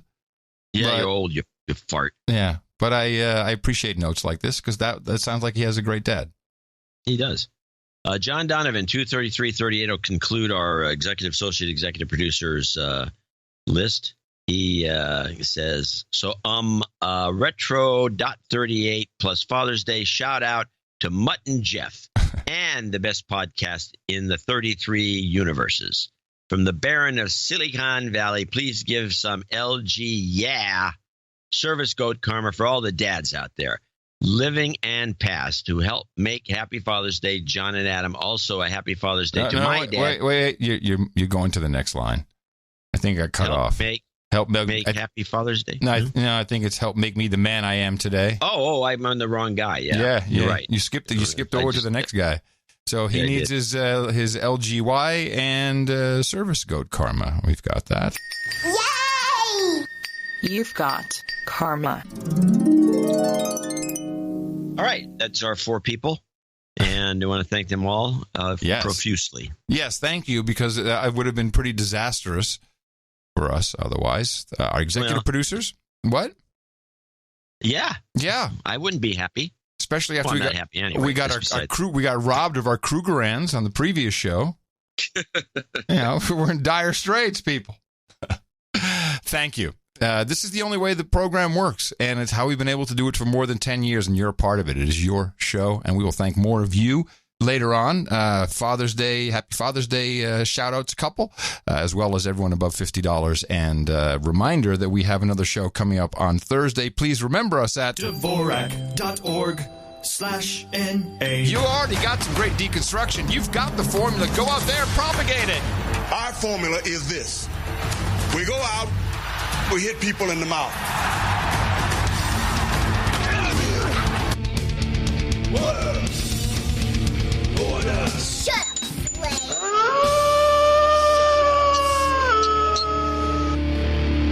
up, just reflecting on the donation segment there, but I know you've seen this or heard of this. It was worthwhile to play the commercial. So this is a commercial. I'm telling you right up front, it's a commercial. Domino's delivery drivers are experts at handling bad roads. But those roads shouldn't ruin your pizza when you carry out. Oh, yeah. So we're doing something about them, starting with this one. So the commercial is a big Domino's pizza truck going around the country and filling up potholes. And many people have tweeted this to you, John, and they've said, hey, it looks like Domino's is solving one of your biggest pet peeves. Your response, sir? I think I wish more companies would start filling potholes because their government, a corrupt government, is not going to do it. And in fact, there was a pothole, worst pot. You can look this up on the Twitters, or not the Twitters, but the Bings and the Googles. Worst potholes in the nation. The top 10 pothole cities, 4 of them are in California. Are they filling any of the potholes in California? No, there's no potholes being filled here. Oh, or chuck holes, as I like to call them. Well, that's lame. I mean, maybe you should to write into them. We can get a social media campaign going, something going viral. I can see the head. Grumpy old man wants his pothole filled. Wants his chuck hole filled. There you go. Grumpy old Berkeley man wants chuck hole filled. Calls Domino's Pizza by mistake. So, all right. Yeah, well, what are you going to do? Now, I got a note back from producer Sherry Osborne there in Utah. We shook the rain stick on Thursday for Colorado for the fires. It started to rain, and lo and behold, 3 days later, well, actually it was yesterday, torrentious rain all of a sudden in Austin. It just, and right on downtown, and then it let up, came down again, and then it was gone. It always happens with the stick. Yeah. And these things are real, and we had some questions about the operation of it, even though we are both fully licensed and trained professionals of the rain stick. Very few people are. It's good, just like flying. You want to check ride, and you want to brush up on your skills. Dear Adam, as a reminder to your training, to get the full effect of your rain stick, you need to allow the beads to go from one end of the stick to the other. So I'm correct. Like, you flip it, let it go all the way down, then you flip it again, let it go all the way down. You were just shaking it like one of those, like the vibro weight, No. I'm doing the exact same. I don't know where you're getting this from. I'm doing the exact same thing, except I am at the end of the flip. There's a bunch of balls that are stuck at the top, and I'm shaking a little bit to get them all to come to the bottom. Your balls should not get stuck at the top. Your balls should go to the bottom. Well, then you have a defective unit. I do not. You could shake yours and you'd find the same thing. You shake your balls. I'm not going to shake my balls because I don't want it to rain again. Anyway, yeah, she says, and I'm just reading from the manual, all right? Don't kill the messenger. To get the full effect of your rain stick, you need to allow the beads to go from one end of the stick to the other. However, when you were on the road trip through Utah, the rain stick did bounce around a lot, and it did bring rain, big rain. That's a lot different than John's half-assed shakes on Thursday's show. I think that if you're going to shake it 3 times from one end to the other and say where you need the rain to go. By the way, it did rain in Salt Lake Valley Friday. Much love, your rain stick creator and trainer, Sherry Osborne. So we need to state more clearly, I think. Because I'm still getting where the rain's supposed to go. Yeah, because there's some of the energy is flow always in Austin. I'm not doing it right or something. I think that's great. No, it's not. It washes the streets. It brings back the mold. It's horrible. Yeah. See, there was something else in there that I wanted to mention from the donation segment. Where is it? Can't remember. No, I just don't remember. All right, well, let's go to some offbeat. I got an offbeat clip. This is the one. I'm always amused by these stories of some young 20-something women having sex with a 15 or 16-year-old guy, boy. Right, boy. Because it's like, I think I don't know, maybe not so much anymore, but when I was a kid, yeah, I mean, I think most guys would go for it. I was, that happened to me when I was 16. Yeah? Yeah. Well, let's play this. This is, and I went for it, and it was great. Now, this was a story about a couple of these women in the Bay Area, I think. John at Dvorak.org, these women, in case you're one of these women. These types of women in around here. But there's a piece of information at the end of this presentation that they just drop it and they go on to the next story. And I'm curious. Play the sexual deviant girls. 2 women are under arrest in the South Bay accused of having sex with underage boys. Santa Clara Sheriff's investigators say 24-year-old Talia Cisco and 23-year-old Tina Parani had sex with at least 3 high school students who were 15 and 16 years old. Investigators say the women used social media to meet their victims. Cisco was a student teacher at Bernal Middle School when the investigation began back in April. At this point, we don't have any evidence indicating that there are any victims at the school where one of the suspects was teaching at, nor is there any other victims at this point at the school that the victims were attending. Detectives seized what they call graphic evidence at the home of one of the suspects. We're told that the women bragged that they were, quote, sexually deviant and that they would, quote, go to hell for the sex acts that they engaged in. Now, just thinking about this and thinking back to my own experience, which just kind of popped out. I hadn't thought about that since therapy. And looking at the troll room, there must have been 10 guys who went, yep, happened to me, 14, boom, boom, boom, boom, boom, right, one after another. My experience was very similar. I was, in essence, picked up by her, and she was in her late 20s. I was, in essence, picked up by her on the Socialnet of the day, which was CB radio, which is completely in line. Good, buddy. Be right there. Hey, it's Starlight, I think was her name, her handle. Hey, and I was T-Bird. Hey, T-Bird, do you want to come over and talk to Starlight in person? I was on my moped so fast. That was great until her trucker husband found out about it. That was a little less enjoyable because he threatened to kill me. But I did not see it as being abused. I don't think it hurt me. You're a victim, man. You're a victim. I don't think I'm a victim. I don't think it hurt me. You're a victim. You just won't admit it. Come to grips with it, victim. I went through I need to go back to therapy now. Oh no. Yeah, well, at the end of the report, the very end is they consider themselves deviants, and their sexual acts are going to send them into hell. They're crazy. What were these? I'm now thinking there's something out of the ordinary going on here. Oh, maybe it was more than just hooking up acts, is what you're saying. Maybe it was something. Yeah, well, I mean, weird. If you listen at the end of that report, where they consider themselves sexual deviants going to hell. Yeah, and who said that? The girls.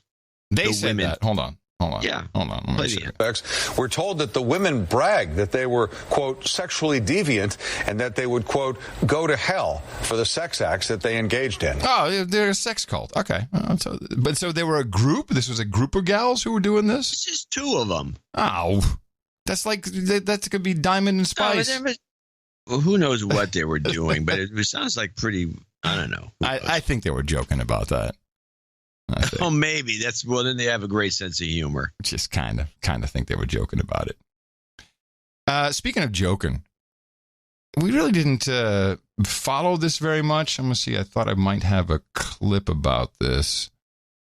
I I thought I had a clip, but this the Arkady Babchenko, this was the Ukrainian reporter who's with the government. Yeah, I had a clip in a previous. Unfortunately, I don't know how to find the clip. Maybe Arkady, it might be in there. We did have a clip.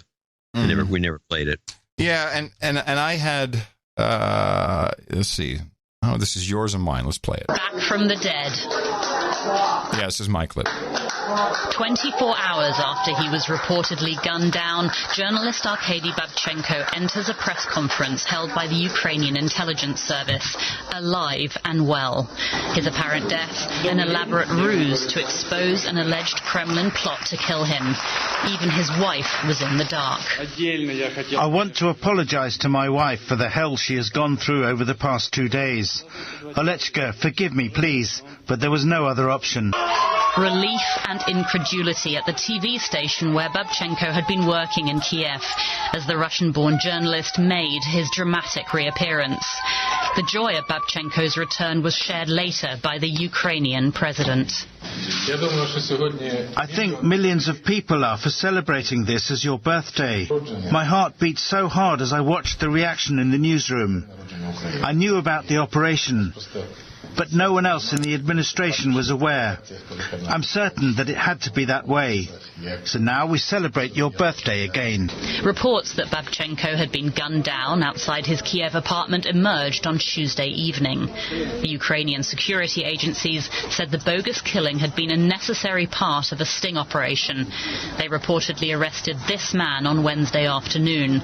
He's said to have been paid $40,000 to organize and kill Babchenko in Ukraine. But as fellow journalists toasted the resurrection of their slain colleague, the bizarre incident has set off a war of words between Kiev and Moscow, and wider concern among the international community over Ukraine's fake news ruse. Yes, fake news indeed, and it didn't get a lot of play. This was actually a Euronews report. Didn't get a lot of play. It got network play. All the networks covered it. Right, but not really any far-reaching discussion about it. No, it ended with the story itself, and all of them had the fake news kicker. I don't know what the point of that was, because it was a sting operation that people put together. You're going to call it every one of those fake news. And by the way, they left a couple of factoids out. Yeah, there's a number of them. Yeah, go ahead. Which includes the guy who got the $40,000 from who knows where. He hired the hitman. He's the one who hired the hitman. The hitman went right to this writer and says, hey, there's a hit out for you. I'm supposed to shoot you. Yeah. And so then they went to the police and organized a fake. And then when the guy went to collect his money, that's when they arrested this character and then they made a point of being fake news. And then finally, where's the follow-up? What was this guy connected to anybody? Yeah. Was he Putin's pal? Exactly. Well, so the lack of follow-up is very annoying because there's none of it. There's no follow-up. There's no follow-up. Now, first of all, we have to recognize that governments do this. Governments do all kinds of weird shit to get news into circulation for all kinds of reasons, and that's something that you will not be discussed on the M5M, of course. But now let's look at some of the things that, I'm going to take one in particular, AFP, Agence France Presse. I think a pretty reputable news organization. Yep. You like them. You know, I think they're pretty decent. They're slanted, a little more, obviously slanted towards French political views. But AFP published a story, never retracted it, never changed it, just deleted it. And so here's a copy of it on archive.org. And there's some interesting facts in here as well. So it says here, he was shot dead in broad daylight. His bodyguard fatally wounded the gunman, who was a Ukrainian citizen and had fought in a volunteer battalion against pro-Russian separatists in the country's east. Kiev alleged he had been recruited by Russia's FSB security service. So if the story, which you didn't hear in that report, but if the story went out that, so here's what we have to think happened, because AFP is reporting this. Where did they get this information from that the guy was killed, he was shot, but then his bodyguard fatally wounded the gunman, who the government immediately said, he was Russia's FSB, he was a spy, Kremlin was out to put a hit on him. So well, then how does the sting work? Did they kill? That's my question. Did they kill the guy? Was a guy killed during this phony baloney thing, this setup sting? Or did the AFP just say, thanks for the info, I'm printing it, roll it, boys? That's a good question. I don't think the guy was killed because I don't think anybody was killed. But maybe someone, maybe that was the hit. Maybe they did kill someone and just blamed it on him. Well, again, yeah, it was fake news. It was designed for a purpose. I don't consider it unreasonable. I consider it to be incredibly unreasonable. This is bullshit. This is what spurs on conspiracy theories. Maybe the whole thing was just a scam. Yes. In other words, it was just to give some more bad press to Russia. Possibly. But it seems no follow-up. Yeah. We don't have a clue of what happened, and it's just ridiculous as there's no follow-up. Yeah. Yes. So it's just all speculation. Okay, well, it's bad. Well, we had a situation that just happened in Moscow during the World Cup. World Cup. I don't have the fever. Right. Do you have the fever? I don't have the fever. I just don't have the fever. No, World Cup fever. I checked my temperature. I'm fine. I don't have the World Cup fever yet. I'm just, Holland's not in. USA is not in. I tried getting the fever for Messi with Argentina, but I just don't have it. So here we have on the network news, we have a short 15-second clip on Russia and the taxi. Play this, and then I want to talk about it. In Moscow, disturbing video from near Red Square today. A taxi rammed into a sidewalk crowded with World Cup visitors. The driver jumped out of the car and tried to flee the scene, but has since been detained. 8 people were injured, including 2 people from Mexico. Boom. Done. No more. Was it a terrorist? Was he an Arab? Was he a Chechenian? Why was he a Russian? Was he a Russian? What was this? We don't have any clue. If this happened in Berlin or something, we'd be talking about it for days. Yeah. Did you see the video? Yeah, they had a good movie of this guy goes, he's driving his taxi, goes right on the sidewalk, just plows into a whole slew of people. And then runs and tries to get away. Yeah. Which to me doesn't look like, oops, I lost control of the car, but yeah, I love how the crowd went after him though. That was great. Russians you don't want to mess around in Russia. The crowd goes after you. Yeah. In America, you go, oh, stand aside. Yeah. All right. Cover in place. Cover in place. Drop, roll. Shelter in place. Shelter in place. The World Cup has given us a unique opportunity to finally hear something we've been wanting to hear, and that is President Vladimir Putin speaking English.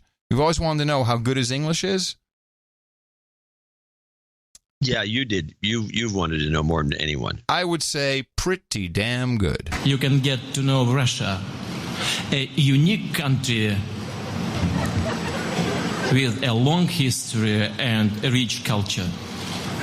Not bad at all. I think his English is pretty good. It's not bad. It's not bad at all. So he speaks English. Well, more importantly, he understands English. Yeah, definitely. So when he's in one of these meetings and they're asking him something in English, he's getting the nuance, and then they translate it to Russian, and he knows what they actually asked instead of what they translated. Let's do a little NOCO, which is Millspeak for North Korea, apparently. It's Newspeak. It's Newspeak. I'm sorry. Not Millspeak, it's Newspeak.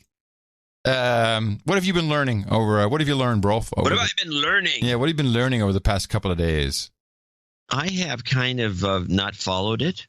As far as I'm concerned, it's just a lot of blather at this point. People are yakking away. Chuck Schumer, is saying it was a bad idea to even talk to these guys. I do have one thought, which is that when, Trump, and I think rightfully so, takes credit for being the first president, ever to have the guts to go over there or go meet with the guys, because they could have killed him. Yeah. They could just put a suicide bomber in there and kill him. But this is not because of this is really kind of a Trump going rogue, because I think the intelligence agencies and the military have done everything they can to keep a president from ever meeting up with those guys so they can sell more arms. Yeah. And keep an eye on China. So yeah, well, we got lots of ways of keeping an eye on China, but so a lot has been said about this video that Trump showed. Showing the hotels and the it was more like a movie trailer with imagine a world where you don't give up your nukes, you will die. This will be horrible. We will kill you. Imagine a world where you go into the condo business with me. It'll be great. Tourism is up. Fantastic. That was kind of the video, which is to me a very appropriate pitch from a guy like Trump to a guy like and I'm sure he pitches to everybody with beautiful montage stuff and showing how great your building's going to be. I mean, this is what you do as a developer. That's what you do in a pitch. You put together a great video, and I think it's a very novel way of doing it. Some response to that in a moment, but first, a video created by the New York Times, who lay down some smacking facts on us in a beautiful composition that we've seen it before, but now completely gives you prediction of the decade. This massive show of North Korean force is meant to inspire postcards, not paranoia. Troops and construction workers gathered in June to celebrate a new sprawling tourist destination on the coast of Wonsan, about 2.5 hours from Pyongyang. But Wonsan is known for more than sand beaches and sunshine. The North Korean regime runs an airbase in Wonsan, and it's from here that it planned to launch missiles capable of striking U.S. military targets in Japan and Guam. Live fire drills were conducted here as recently as 2017. That didn't stop President Trump, a former real estate developer, from spotting the potential. Whenever they're exploding their cannons into the ocean, right? So I said, boy, look at that. Wouldn't that make a great condo behind? And I explained, I said, instead of doing that, you could have the best hotels in the world right there. Kim Jong-un was already on the case. In his 2018 New Year's address, he made those beach condos a priority. Satellite images and other photos reveal that the coastline has been under heavy construction since January. Even at night, we see how these two missile launch pads have given way to rows upon rows of beachfront buildings. Here on the left, we see the beach lined with artillery for military drill in 2017. And on the right is the same strip of land in 2018. Construction of a tourism destination is in full swing. The project has at least 150 buildings, some as high as 12 stories. Pyongyang said that the tourist zone should attract at least 1 million visitors per year. But in a country synonymous with prison camps, purges, and extreme poverty, it is unclear where these tourists will come from. Yet the hope seems to be that condos and cabanas will get the cash flowing. During a visit to North Korea in May, Secretary of State Mike Pompeo said Americans could help with that. Here's what this will look like. This will be Americans coming in, private sector Americans, not the U.S. taxpayer, coming in to help build out the energy grid, to work with them to develop infrastructure. And that same week, photos of Kim visiting the construction site were published. The North Korea of flashy skyscrapers and shiny holiday resorts that Trump showed Kim in this inspirational video at the Singapore summit might still be a way off. A new world can begin today, where the doors of opportunity are ready to be opened. But if Kim gives up bombs for beaches, it might be time to reach for sunblock instead of sanctions. So,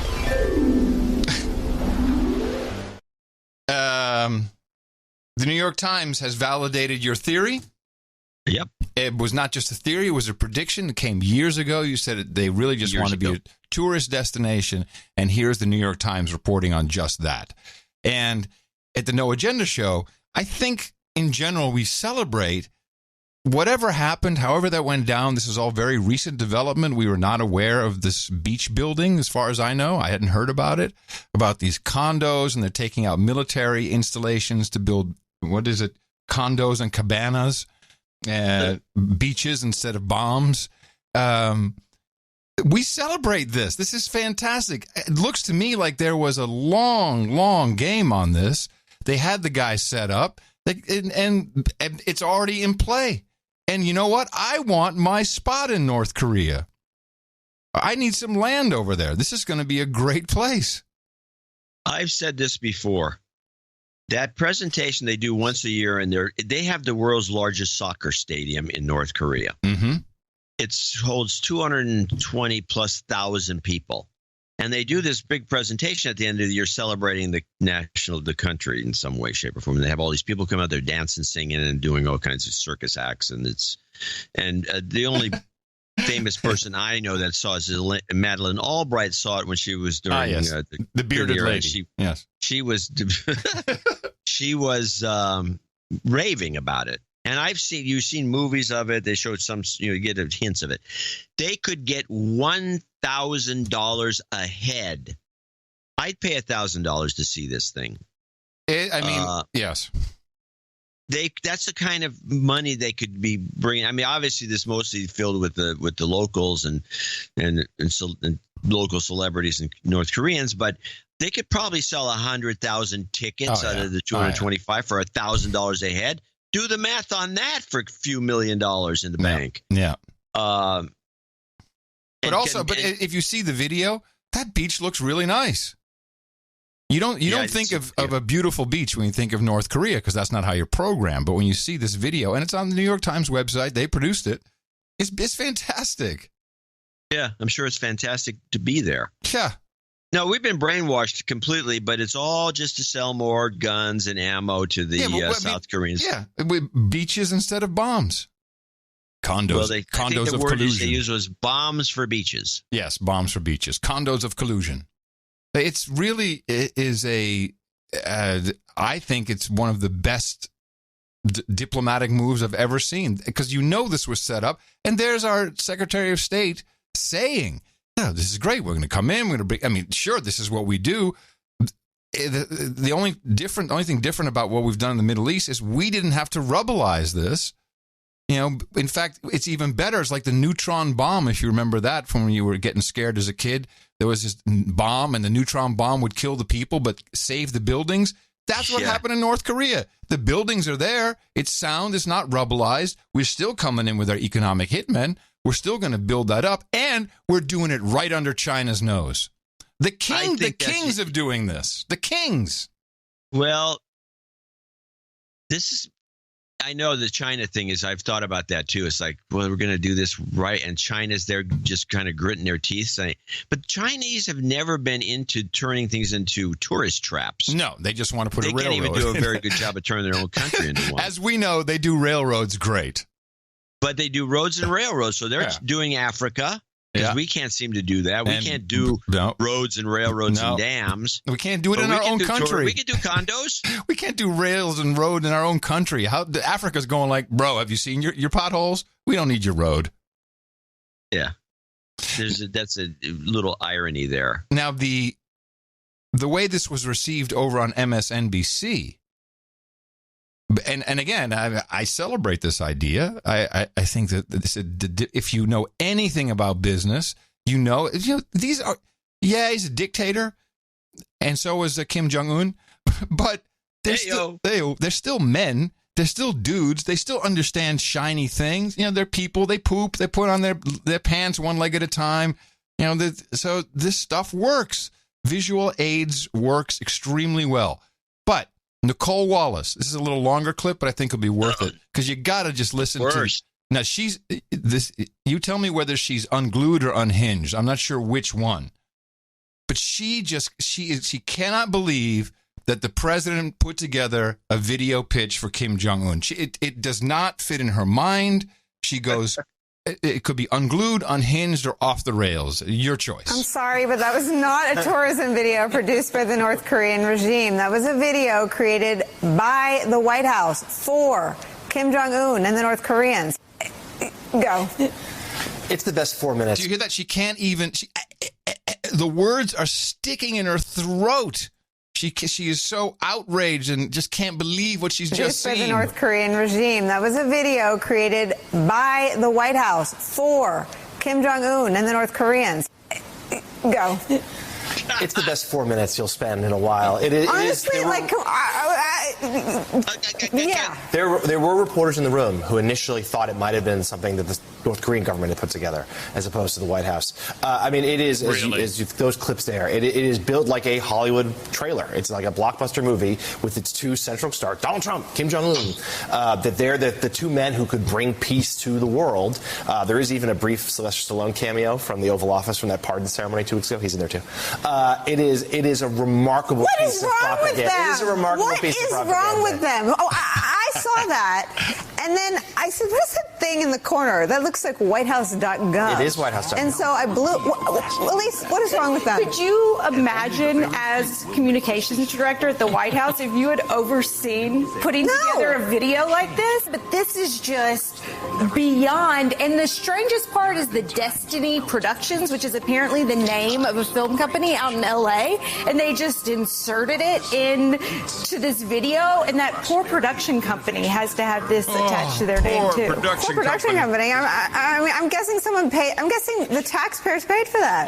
Yeah, I mean, every goodness. spring, thousands of high schoolers make prom proposal videos that have better dialogue and better production values than that video we just saw. But look, I think it does illustrate some point here, which is that the presidency and diplomacy is about dialogue, persuasion, conversation. Yes. President Trump showed he was an utter failure at that at the G7. Instead, he did the one thing he can do, which is sell condos, sell real estate. And he thought that this marketing video would be basically in lieu of diplomacy with Kim. And maybe he thinks he can sell... Let's watch that part. Wait, that's good. That's good. Let's watch that. I said, boy, look at that. Wouldn't that make a great condo behind...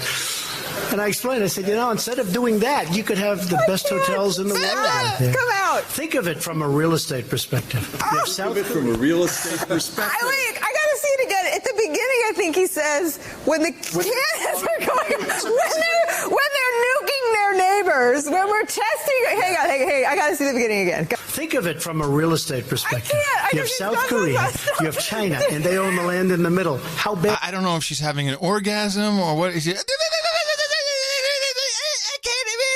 Is that right? It's great. Unbelievable. So when they're testing their ICBMs, I'm thinking, what a spot! Like it could be like Boca. It could be just like Boca. What is that? What is wrong with it? I want to bring back the Mocha test. I want the Mocha test. You know what the Mocha test is? The Montreal Cognitive Assessment. Yes, the Mocha test. Bring back the Mocha test. Trump is nuts. Maybe you should take it first. I'm thinking, what a spot. Like, it could be like Boca. It could be just like Boca. What is that? What is wrong with it? I want to bring back the Mocha test. I want Ronnie Jackson under oath on Capitol Hill. What was that, Jeremy Bell? He totally, one day in the Oval, he said to his people, we should really produce a video and make it like a Hollywood trailer. He's this, he's that. Together, but how about while I was watching an ICBM test, the first thing I thought was, let's make Boca. That's right. What? Location. It opens a critical window into how Donald Trump views the world. He looks at it in transactional financial terms. Yes. He doesn't see an ICBM that could wipe out the United States. He sees that's some prime real estate, and maybe I can convince him to stop blowing up the ICBM. See, I actually think the video is for him. I actually think the staff put it together to convince him about that he could be a superhero in this dialogue with Kim Jong-un. And that's what this was all about. Really, they're trying to, I think, show him in a language and in a communication strategy that he can understand. And every real estate CEO, every big CEO has movie-making fantasies, and I'm sure that Donald Trump thinks that, yes, he should produce this video to save the world. Let me ask you a serious question, though, to all of you. Where are the freaking grown-ups? How did that happen? Yeah, I don't think they're at MSNBC. Holy mackerel! I'll give you a borderline for that. You cut it to that because of the length. But I think you could have just cut her out. Just her going. Yeah, if I had more time. And if the argument that everyone sees ballistic missiles and he sees the property and hotels, so that thus he's an idiot. Whereas he did something. Where are the adults? It's this stuff that brings out Roger Stone. You got to be careful, Nicole Wallace. Everybody's got something to hide, girl.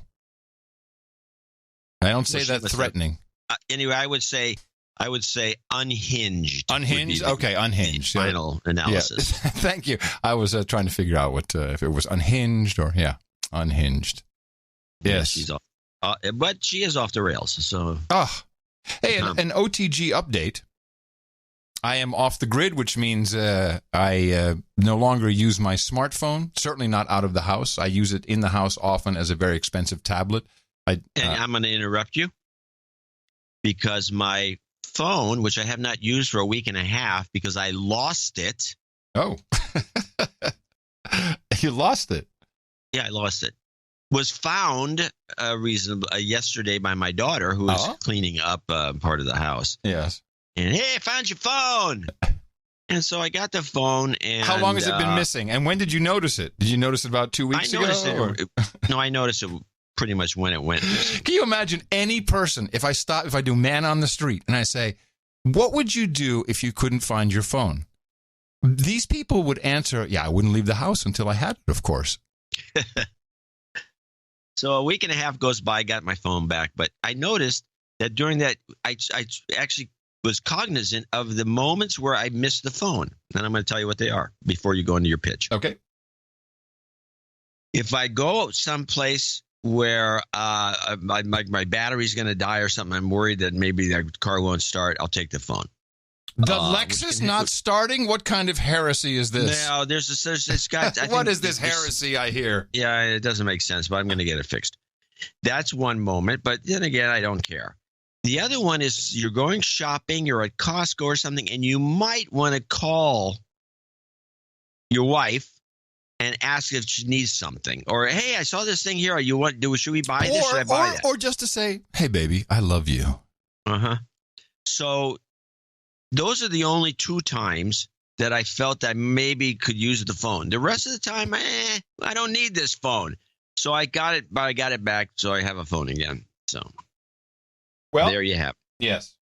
I don't find these as useful as everybody else.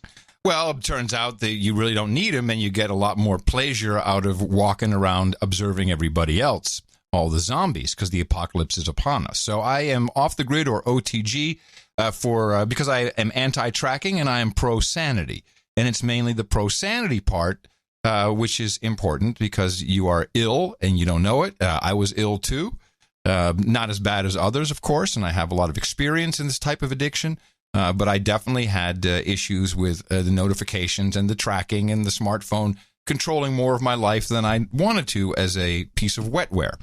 So I do have 2 experiences. They're very similar. And then maybe just some advice or some questions about it. So I've been out on the town with, Tina's daughter is with us for the summer. And we have gone out to dinner a few times. And in both cases, we had a female server.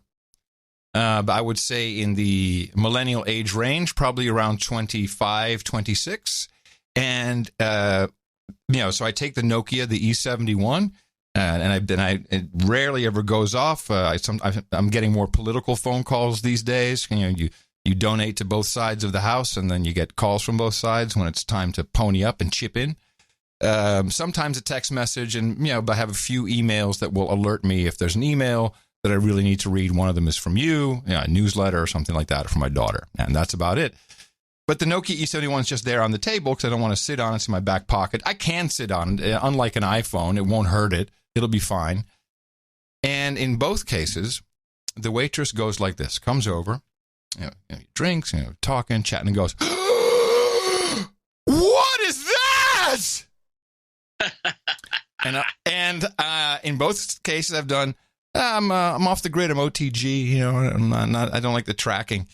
In both cases, that has not registered at all when I say it right off the bat. And they come back with, what is it? Is this a loaner? Is your phone getting repaired? Wait, you're a drug dealer. It's a burner, right? It's a burner phone. No, this is the phone I actually use. Wow! Can I hold it? Can I touch it? Wow, that is just, and they're befuddled.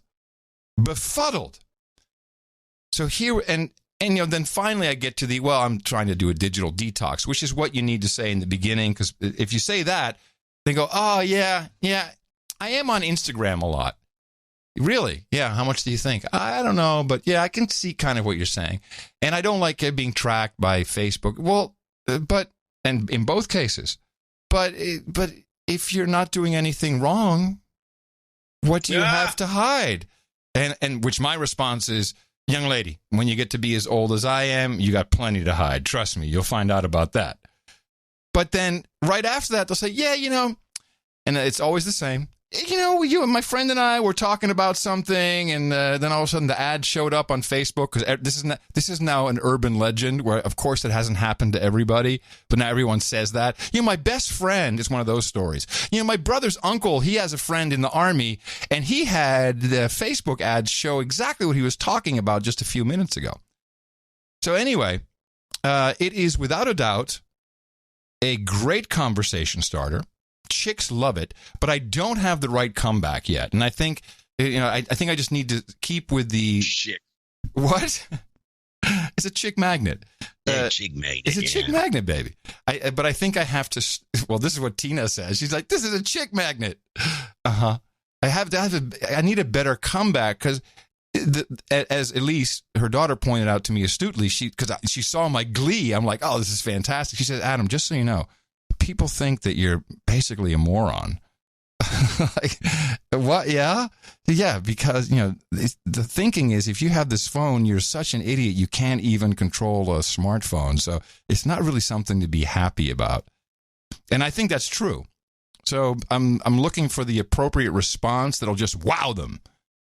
Oh yeah, you're gonna have to. Well, we have the core of producers that listen to this show that will come up with something, I'm sure, better than we can just right now. Yeah. I will say a couple of things about this. One, says I don't even use I have the phone. I don't, I've noticed a couple of things. First of all, this happened at an event. I forgot my phone. I usually forget my phone all the time, but I needed to make a call. And so it turns out you can go up to pretty much any random person that is in especially in a group event, and just ask them to use the phone. And they always say the same, and I've done this a lot, and they always say the same thing. Well, as long as you're not calling Europe.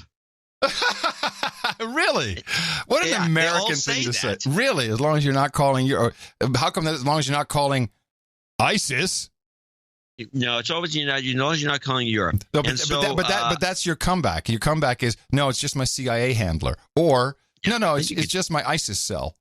Yeah, I'm not pushing my luck. I just want to get the phone so I can make a call. If you came up to me like, can I make, I'm like, are you okay? Do you need your medication? Is something terribly wrong? Can I help you? No one asks you for the phone anymore. I do. So what I do, by the way, as a courtesy, is I punch in the number I'm calling and I show it to them.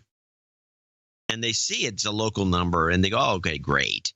And so then you can be on the phone for as long as you want. So that is one way of getting around and people are very amenable to this. So it's not really hard to do. The other thing I noticed is that at dinner, we have the kids that got their phones in there. And one of the things about the conversation is that people are always looking up facts. Usually they get the old man to say, hey, you're wrong. Yeah, they go into Snopes to get the facts. So what I've started to do is we'll be talking about something at the table.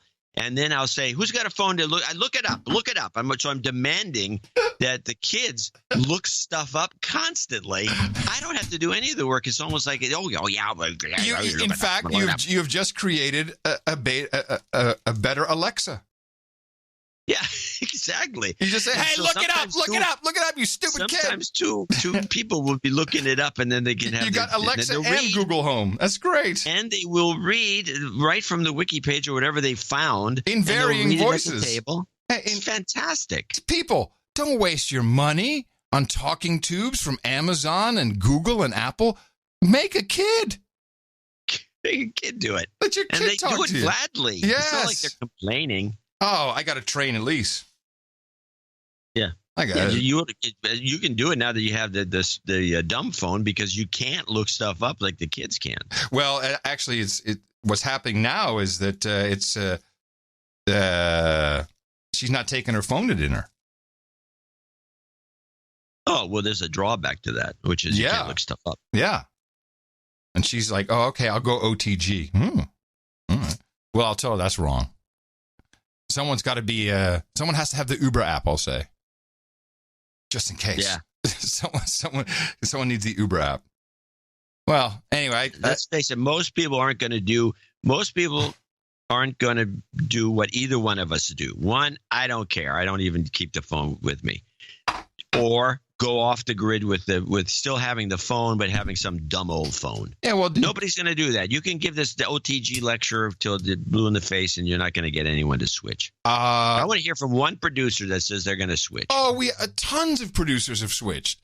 The Nokia E71 is in new production in China. They're just cranking those things out. They can't sell them fast enough. I've invested in Nokia. It's probably not a bad investment. Nokia, they're at about $6.12 now. Nokia is, you watch these guys. You keep a sharp eye on what they're doing. They see the hole in the marketplace. They see they start off as a rubber boot company. These guys know their markets. So, they've gone through one thing after another. They went from rubber boots, and they're also a monitor company. Tires, monitors, all kinds of stuff. Yeah, they know what they're doing. They manufacture. And they're coming out with a new line of smartphones, which will be like $150 or something. Yeah, well, everyone's doing that. Yeah, but I think that the feature phone, reintroducing some of those they've already started doing that as a nostalgia type thing that you'd buy at Urban Outfitters, next to your vinyl record player. So they're doing that. They'll find a market there. And they just have to figure out that they need the QWERTY keyboard. Once they put that back on, people are going to love them again. Anyway. Okay, we'll come up with a couple of lines for you. Some lines. So I can get more conversation going. Hey, man, it's too much. I'm not into the burden. Not into the burden. Yeah, the burden. It has to save the climate. I think that would be better. Oh, I have to have the right words. Yeah. Oh, yeah. Well, but I'm saving the climate, okay? I'm saving the world by doing this. And the more you talk negatively about it, you're just passing off more CO2, killing the world. Thanks. To wrap up the OTG segment, producer Kenneth sent a note about GPSs in cars and remote turn-off. And he sent in a note saying, you mentioned tracking vehicles and remotely turning off of cars. I want to let you know this is from the finance company. My girlfriend. That's what the original note said. Okay. Well, he says my girlfriend of 10 years has worked for a credit union. She works for a credit union and told me that if they finance to someone with a low credit rating, they will install a GPS unit so they can repo. How about that? Well, I don't know almost every car's got a GPS built into it somewhere. Yeah, but people sometimes finance old Lexuses and stuff. Yeah, hey, maybe the starting is something else. Maybe that's what I was thinking. Maybe you need to make a payment. Somebody stuck something on there. I know they're draining the battery. Yeah, I'm OTG. You can't find me. Yes, I'm OTG. You can't find me. Yeah, I'm OTG. No eyes on me.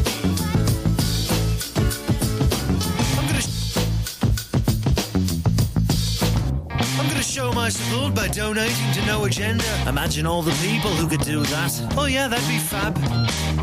Yeah, on No Agenda in the morning. We do have a few people to thank for show 1043. Very few, as a matter of fact. We do have a few of the Father's Day donations that came in. None of the big ones, of course. But let's start with James Durante in San Diego, California, to $113.94. And he does say Happy Father's Day, John and Adam.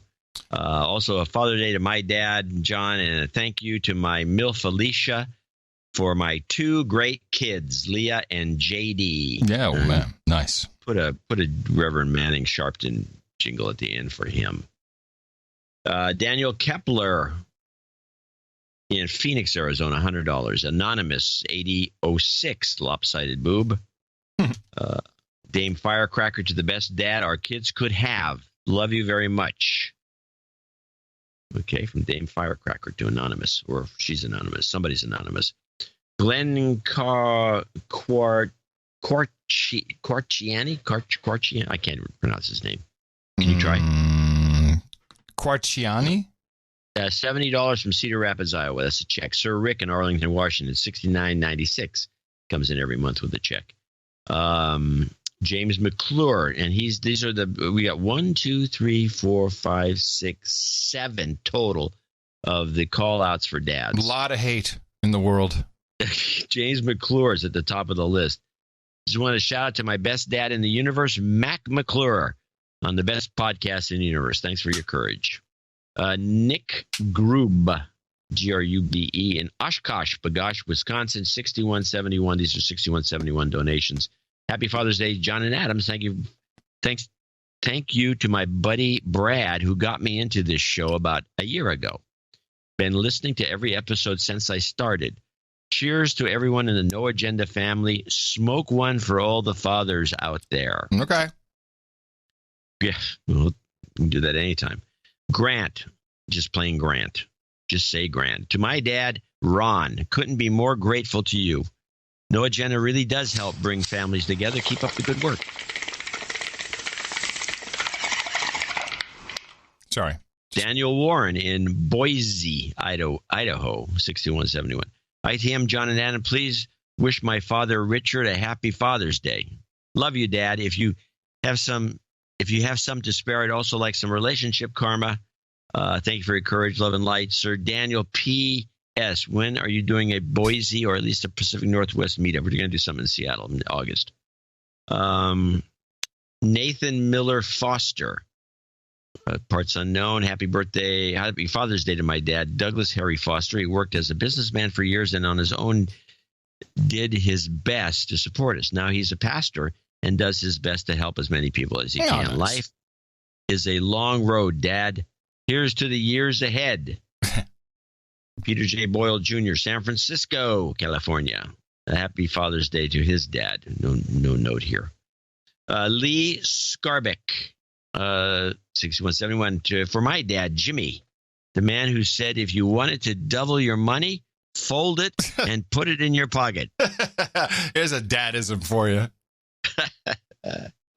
And last on this list is Benjamin Norman, who says, Happy Father's Day, Sir John, from Corey, Kim, and a dude named Ben. And he actually is named Ben, which is unusual.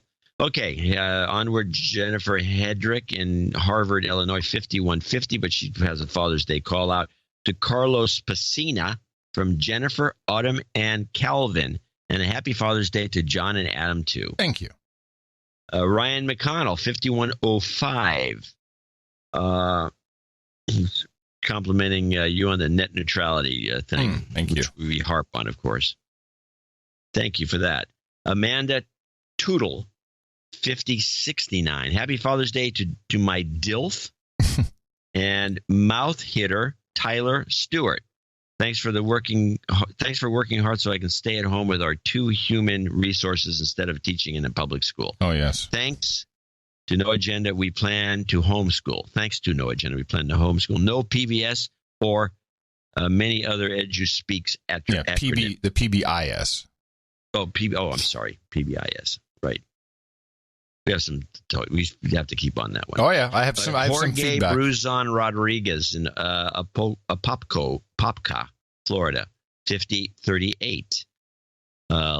This is love and light. Thanks for keeping me sane. BrianBarrow.com, 5038. Thanks for the ongoing world affairs. No Father's Day thing here. Anonymous G, 5038. They're still voting, by the way. Mm-hmm. They must be a few shows behind. It does happen. Daniel Vasquez in Sandy, Oregon. This is the $50 list that we're going to right now. Please, this goes to Sean's knighthood. Chris, now I'm going to just tell you the names and locations. Chris Lewinsky from Sherwood Park, Alberta, 50. John Camp, Antlers, Oklahoma. Micah, now I forget again, in Bethel, Pennsylvania. Micah. Dalit Zanguzan in Bellevue, Washington. Joel Daroon in Savannah, Georgia. William Cameron in parts unknown. I guess its name is Billy Cameron. Oh, I see. Okay. Patrick Lomsdale in Merano, Italy. Oh, Lozano. Yeah, just nice. Landed in Houston for a business trip presenting my keyless mobile access solution. And one of my first thoughts was to donate to the world's best podcast show. I've been listening for a while. Happy to see you still alive as you bring things up. Yes, every morning I wake up, I also think, still alive. Ha ha, New World Order. You didn't get me while I slept, New World Order. And finally, last but not least, is Sir Jerry Wingenroth in Saugus, California. I want to thank all these folks for contributing and helping us produce show 1043. Yes, and thank you to everyone who came in under $50, which is reasons of anonymity. People are also on one of our many subscription programs. I got a note here from producer Jason. He says, my wife and I were pre-approved to purchase a house. We picked one out, made an offer. It was accepted. Everything was fine until we received our conditional approval letter requesting clarifications about various things in our credit history. Apparently, the item that caught his eye was the following one. Jason and a name to provide an explanation for multiple PayPal payments shown in Wells Fargo checking account. Do customers have any accounts with PayPal that have recurring monthly payments? For example, and they highlighted his monthly $10 payment to the No Agenda show. And they have the dates that he donated on his subscription. Said, outside of the fact that it shows that I'm somewhat tight with my money, no, we appreciate anything. That's the value you got. That's good. We're fine with that. What business is it of Wells Fargo that I support the best podcast in the universe with a recurring donation? The fact that I'm expected to explain this to the company that had to reestablish itself for exploiting customers is absurd. As an aside, I am sure it has some BS to do with giving money to terrorists. Yeah, thanks. As a functional observation, they didn't question the monthly transfer to Microsoft for Office 365 or Glenn Beck's The Blaze. Waste of money. I will reallocate those funds to you guys. Both of those went through PayPal as well. I just thought that was a fun note. He got his mortgage put on hold thanks to the show. Thanks, Wells Fargo. Bunch of douchebags. I got a big laugh of mechanics when I was putting a deposit together and talking to him. I said we had a mortgage at Wells Fargo. And what I always like to say when I'm visiting the Wells Fargo's office, because they always ask you, well, do you have any other accounts? And I say, not that I know of. I'm sure they love that. Well, anyway, again, our value for value model is how this system works. We do need you to participate. We had a great executive producers and associate executive producers today. And thank you, of course, for the 7 or 8 people who still love their dad and wanted to show their appreciation through the show. But we do have another one coming up on Thursday, and we'd appreciate you helping out as much as you can. Remember us at Dvorak.org/NA. Jobs, jobs, jobs, and jobs. Let's vote for jobs. You've got karma. It's your birthday.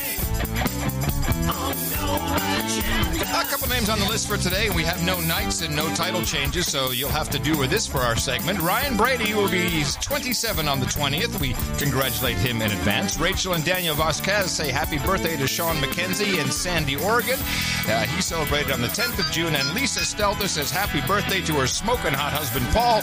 His birthday is on the 20th of June. We also say happy birthday and happy Father's Day. It's your birthday, yeah. OMG, OIG. OMG, OIG. It's a new heading I have in the show notes.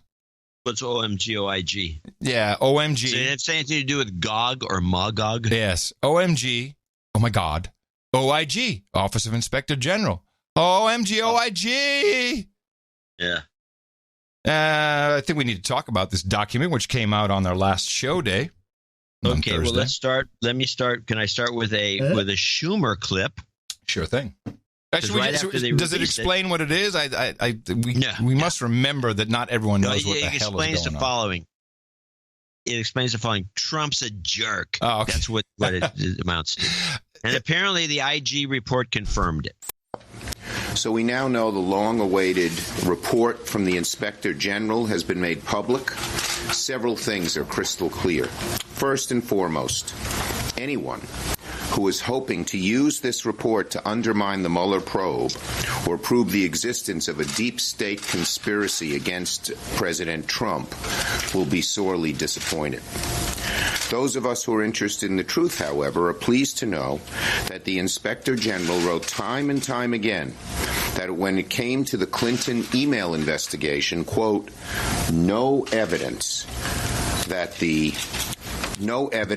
conclusions by department prosecutors were affected by bias or improper consideration. No evidence that the conclusions by department prosecutors were affected by bias or other improper considerations. Rather, we concluded that they were based on the prosecutor's assessments of the facts, the law, and past department practices. Plain and simple, couldn't be plainer, couldn't be a more strong repudiation of those who wish to say that there was bias in the Mueller investigation. Did Director Comey, the FBI, and DOJ handle the public aspects of the investigation into Hillary Clinton's email correctly? Of course not. We Democrats said that then. The Inspector General makes it clear now. You know, this was such a great move by the Office of the Inspector General. And for those who haven't followed this Merca news, this is a huge report, 546 pages, I think. And it is supposed to show what went down with the Clinton email investigation, and then how that then some of the same people transitioned into the Russian collusion investigation. But the Office of the Inspector General is, it has a job, and it's like the HR department of a company. So it will always kind of try to protect the integrity of the corporation, of the FBI. And if you read this report, and I have read it, I read all of it, it's useless. What it's great at is giving us a lot of factoids, but whenever it comes, and it's really, there's two things in here, I think, that show its uselessness. One is this: there's no evidence of this bias. Now, you can argue that the text messages are biased. The text message of Agent Strzok saying to FBI lawyer Page, who are in a the FBI lovers, that, hey, baby, don't worry about it. He's not going to become president. I'll stop this. I'll take care of it for you. So I can kind of understand where, that's not really evidence. The bias is there. But to say that there's evidence, no, they didn't have any actual evidence that showed they were messing around, because that's all very subjective. The second part was the foreign entities or governments had obtained classified documents, and it says in the language of the report, through email, cyber, or other means, which is really wishy-washy, because what they're doing is they're not saying it came from her server, it got hacked, and, so therefore there's a real problem because she had confidential documents on her illegal, independent, outside of all security email server. It could have also been through other means. So it's a bullcrap report. The thing that really got me was the incredible collusion between FBI agents and lawyers and the press, which, of course, didn't get a lot of play in the press, in the M5M. But there's sporting events and lunches and parties and all kinds of stuff, and they're all, then and you see the little diagram in the report where you have one agent and there's 20 people talking to him. Or one reporter talking to 20 different agents, and they have directional diagrams of which way the information is going. So this kind of report, you can cherry pick on both sides, whatever you want out of it, and make your case. Now, I actually found that old Mika clip that we were looking for on the previous show. I didn't find it. Someone sent it to me. Is what I hear from all the Trump supporters. This is what the media wants you to do as an obedient slave. Trump supporters, they go, yeah, you guys are going crazy. He's doing, what are you so surprised about? He's doing exactly what he said he's going to do. Well, and I think that the dangerous, edges here are that he's trying to undermine the media, trying to make up his own facts, and it could be that while unemployment and the economy worsens, he could have undermined the messaging so much that he can actually control exactly what people think, and that is our job. Yeah. That is our job, to control what people think, you stupid slave. So you listen up. And that's exactly what's happening. There are a couple of other interesting bits in it. And I was kind of on the fence about this one at first. In there, it is very clear that President Obama communicated with Hillary Clinton by sending email to her hrc@clintonemail.com address, which was the offsite server. And I actually thought to myself, well, it's not like he's the president. He's not going to type in the email address. And it says Hillary Clinton. It just says her name. So he just uses that, or it comes back. Not every email program shows the email address that it comes from. Sometimes you have to, like in Outlook, you have to click details to see. So I gave him a little bit of leeway until I heard Dan Bongino. I like Dan. He's the ex-Secret Service guy who has his own show on NRA TV. So you could say he might be a little right of center. But he explained exactly how email communication works in the White House. And then I was like, I think Obama is full of crap. The most damning revelation, I think you just nailed it, is the Barack Obama receiving emails from Hillary Clinton's personal, not state.gov account, which she didn't have. Now, quick thing on this. The White House Communications Agency, WACA, that's responsible for President Obama, now President Trump's communications, had a whitelist that email address, Tucker. In other words, somebody had to tell WACA, hey, put that personal email address in Barack Obama's phone. Who told them? Are you still going to stick to this story, Barack Obama and team, that you had no idea Hillary had a personal email account? Plausible deniability here is gone and out the window. Do you think Barack Obama on his personal BlackBerry was getting, spam emails about a flower sale for Mother's Day? Those emails had to be whitelisted before they even hit the BlackBerry, meaning somebody gave WACA that email address and said, hey, this Hillary Clinton personal one, don't worry, this one's A-OK. So I'd say there's some collusion going on there. That was a good clip. Yeah, I wasn't aware of WACA. I like the acronym WHCA. Oh, yeah, WACA. Now, so if you feel like reading the report, I think it was in the last episode show notes, you can find it. It's really disheartening because what you see is that just like any corporation you've ever worked in, the United States government is a shit show. From beginning to end, it's rotten. It's like because it's just like a company. They're executives are assholes. People backstab each other. They collude. They try to come up with schemes. They do all kinds of things, and it's crap. It's an org, and that's what organizations are, filled with people. People look out for themselves, and it's just shit. And it's disheartening, but it's not the beautiful dream of the great American government with just as banana republic as anybody else. There is some violation, though, as Congress has repeatedly asked for all of the text messages between the FBI lovers, Peter Strzok and Lisa Page. And one of the shocking things was that when the Inspector General report came out, there were text messages that had been requested in the time frame, I presume, and date range of the lovebirds, but they never received, yet the Office of Inspector General did have these text messages. The Inspector General's report shining a new light on texts between FBI agent Peter Strzok and his girlfriend, FBI lawyer Lisa Page. In an exchange included in the report, Page asked Strzok, quote, "Trump's not ever going to become president, right? Right?" Strzok responds, no, he won't. We'll stop it.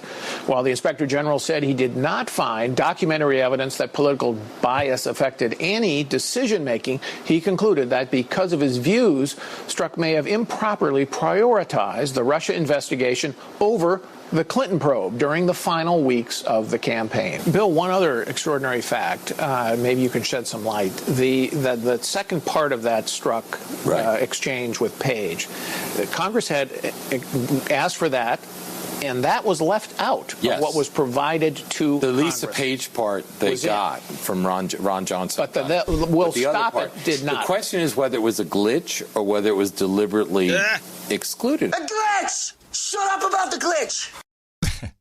So that's just a little joke for you. But I am going to tell you that what the FBI has produced is all completely incomplete. Incomplete information. I've looked at every text message in this report. And in today's day and age, this is, and it's a travesty. I can't believe no one's picking up on this. In the printed versions in the report, there's not a single emoji in any of these text messages. And let me tell you something. Emojis are a very important part of context and of today's communication. And there should at least be one eggplant emoji between these two. So this is incomplete information. Well, I don't know that everybody uses emojis. These two, come on. There's no heart. There's no double hearts. There's no vibrating heart. There's no eggplant emoji with raindrops. Come on. Yeah, it's an interesting thesis. The whole thing is bull. We're not getting any of the real information. Really not. It's a nice job. It's the same thing with that Lois Lerner case. That's been going on forever, and is that still pretty going? much now a known fact that she was like abusing the powers of the IRS. It's still going, huh? Yeah, they're still because they're they're finally getting enough. My goodness, I mean, they should throw her in jail. That woman. Yeah. Now, I believe that there is still another OIG report forthcoming, and that will be specifically about the Russia investigation. But I expect more of the same. And it's just a time waster. And it's a time and money waster. And it pollutes the airwaves. Yeah, well. It really does. Just pollutes them. Damn Trump. It rarely happens. Rarely do we see this kind of conversation. Although it's being positioned in a very unique way, and it's being used exactly the opposite of how I'd like to see it used.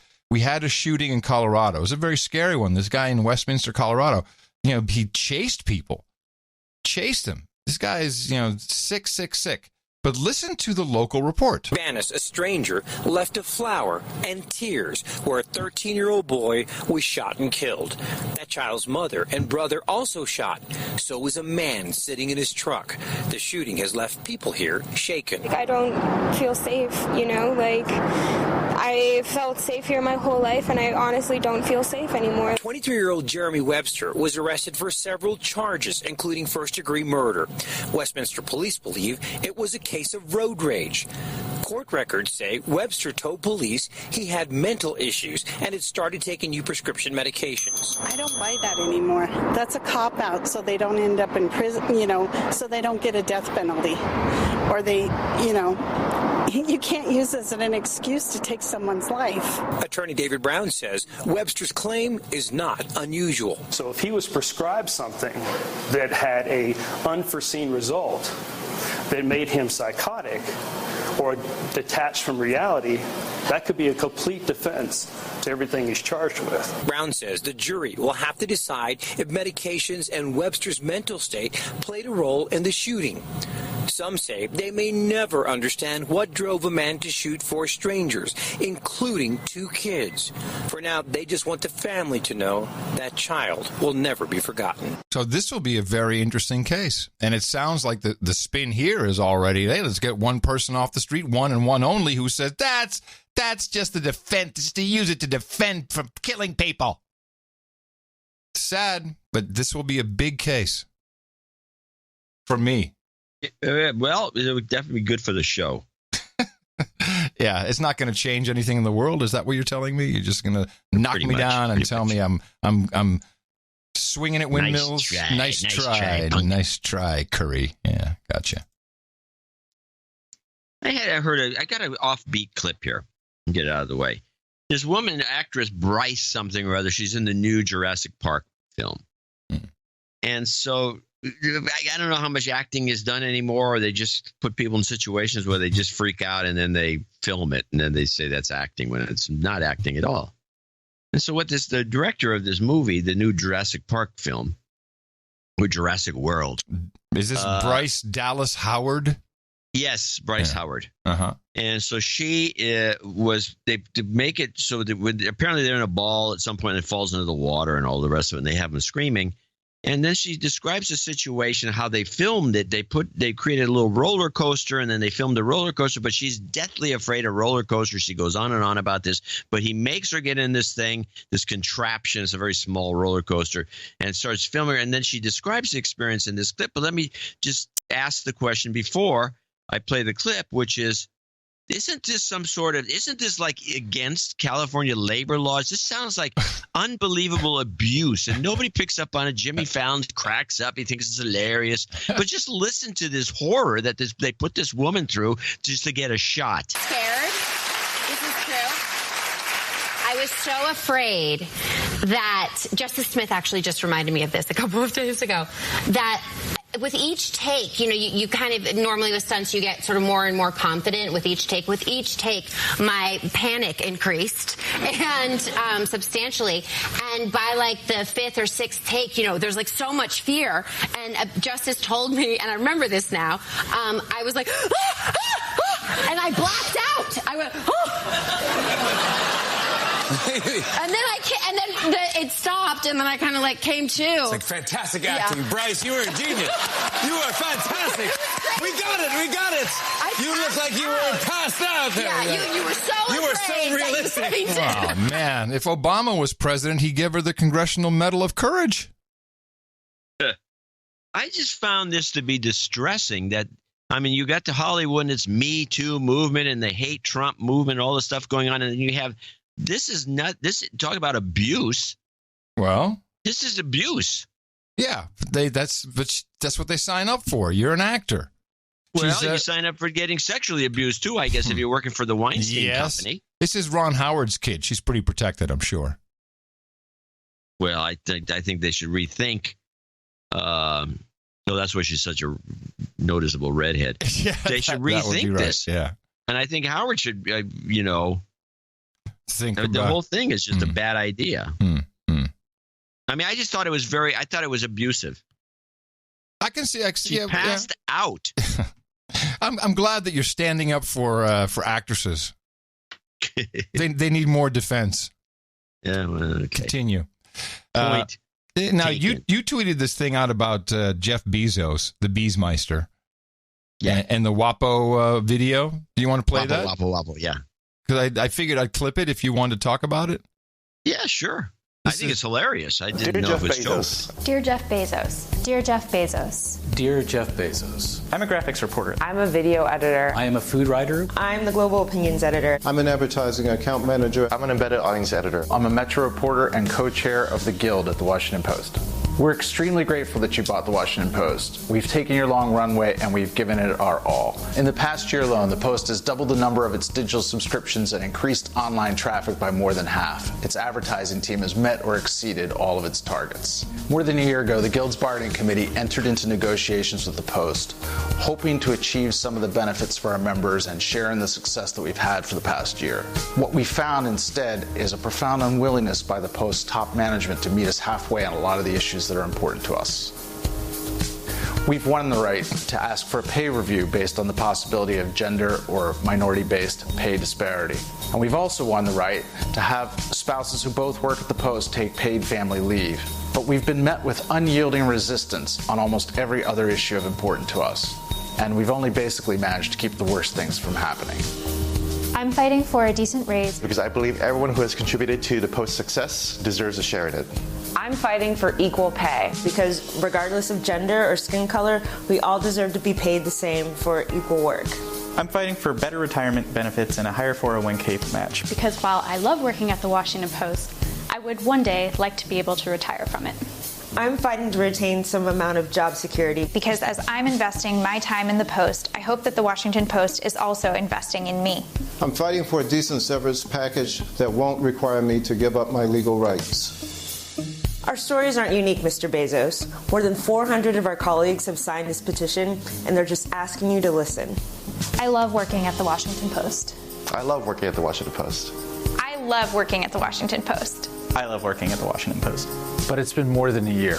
We deserve more, and we deserve better. WAPO, WAPO, WAPO, WAPO, WAPO, WAPO, WAPO, WAPO, WAPO, WAPO, WAPO, WAPO, WAPO, WAPO, WAPO, WAPO. Oh, I love seeing this play out. This is great. Like, hey, wait a minute. You bought us. You said you give us this long runway, and we've really been working hard. Now we want more money. You're rich, man. Give us some of your money. Yeah, pretty much. That's what it is. Like, oh yeah, you're so successful. We want some of that internet money, man. Jeff Bezos. So they have a guild. They have a union. He's screwed. They're gonna. I predict a strike. I predict a strike. He doesn't know how to deal with unions. Maybe you're right. Well, we'll find out, won't we? I hope it's strike. If he doesn't know how to deal with unions, I can assure you he's going to do the wrong thing. What would the wrong thing be? That is classic. I know how to do. You got to be tough with these guys. You got to be tough. Nobody's tough. I'm a tough guy. You think he's going to do that? That's him. And so he brought this on himself by bragging about how they're doing so well. He did this about, 4 or 5 months ago. He comes out, we're doing great. All these other newspapers aren't doing as well as we are because they're stupid. And, he brought it on himself. Yes. Well, we'll see. I got some note from one producer who was saying how horrible Washington State is, especially Seattle. He says the homeless situation there is crazy.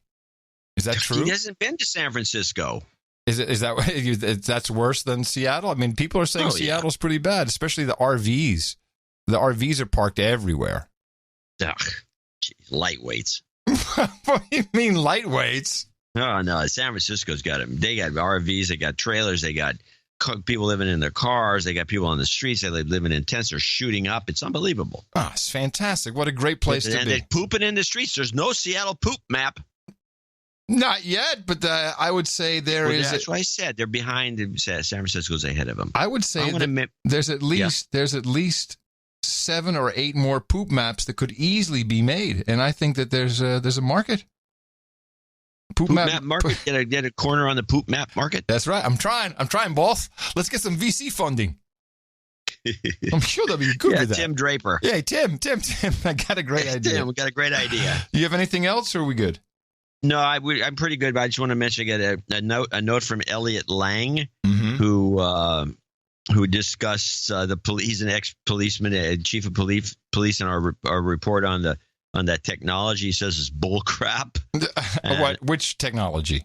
The one where the shell casings thing. Oh, okay, yeah, really. He goes on and on. I will read this, or I'm either going to post it on the website I'm working on, which I probably won't get to, or I'm going to read it on the next show. And then we also have, just by coincidence, Ryan Thompson, who wrote in for the last show, who is the guy with the 2 master's degrees, is a teacher. Mm-hmm. He wrote in to discuss the learn.kqed.org site. Yes. I and I'll say that I have 8 or 9 different notes from producers, which I'm moving to Thursday. So this would be a tease, or do you want to read the whole note? It's kind of long. No, I'm just going to mention that he's just kind of funny the way he puts his language. I put my knowledge from my 2 master's degrees to work, but this site seems to be just another drop in the ocean of sites and curriculum programs that are designed to give students a digital learning experience that ends with them having learned jack shit. Yeah. And how many masters does he have in education? 2. He's got 2. Step it up, man.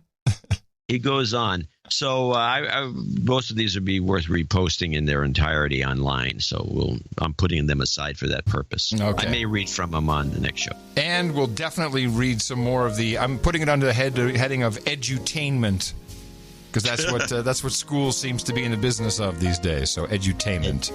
And there's always show notes for those of you who want to take a look at them, nashownotes.com, and a plethora of fun things, which we will be bringing to the table on Thursday's edition of the best podcast in the universe, your No Agenda Show. Remember us at Dvorak.org/NA, for we need that value to flow in our network, the Value Network, with life-saving tips. And coming to you from downtown Austin, Texas, this is the capital of the Drone Star State, FEMA Region 6 on the governmental maps, if you're looking for it. In the 5x9 Cludio in the common law condo. In the morning, everybody, I'm Adam Curry. And from northern Silicon Valley, where I wish everybody a happy Father's Day and they have a good Sunday today. Thank you for listening. I'm John C. Dvorak. Until Thursday, as always, adios, mofos! I need a cab. Taxi!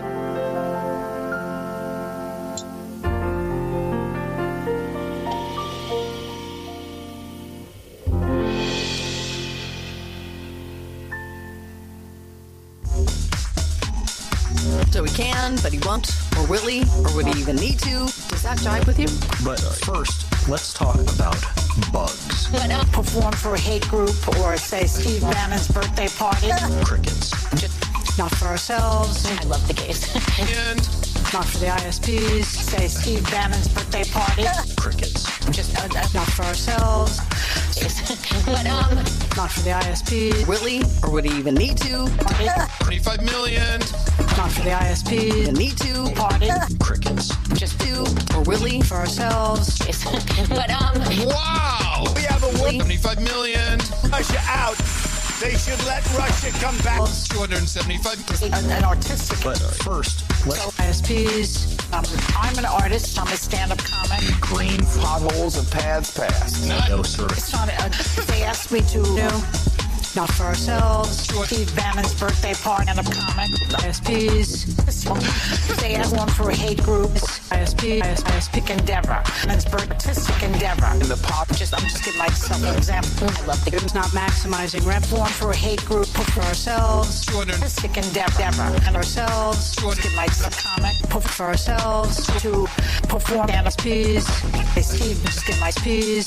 Crickets. ISPs. In the pothole. I love the or say Steve pothole. ISP.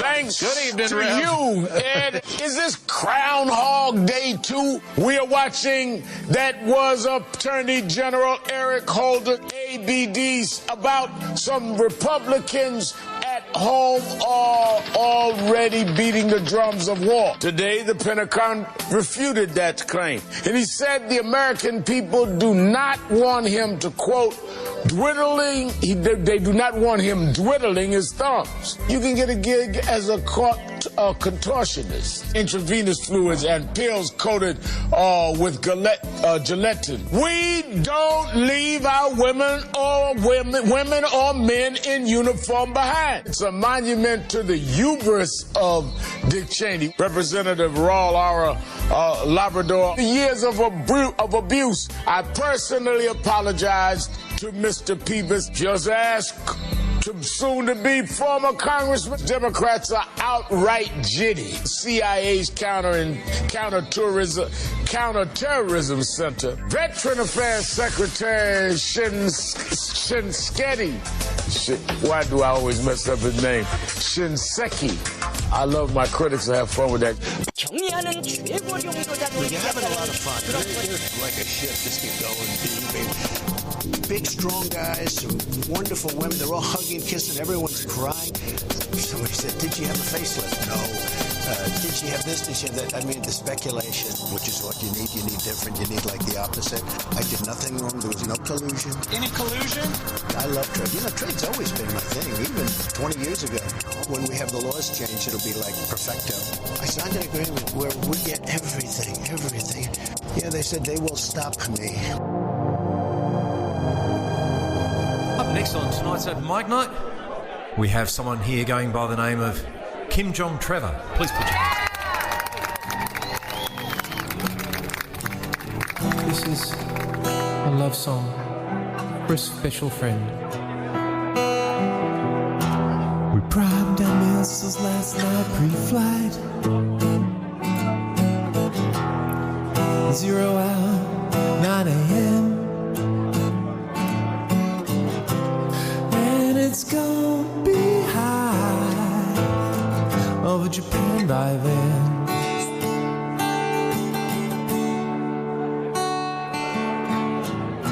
I miss the West so much, I miss Dennis Rodman. It's so roamery here in the north, in such a timeless land.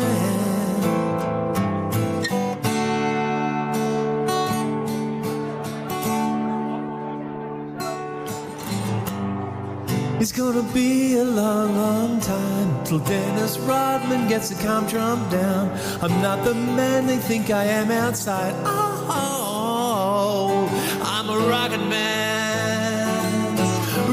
man, burning up Trump's views in the UN.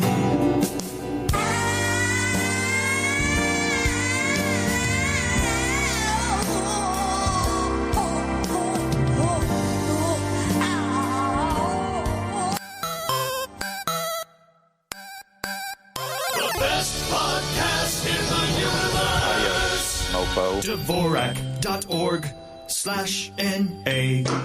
Republics are not democracies!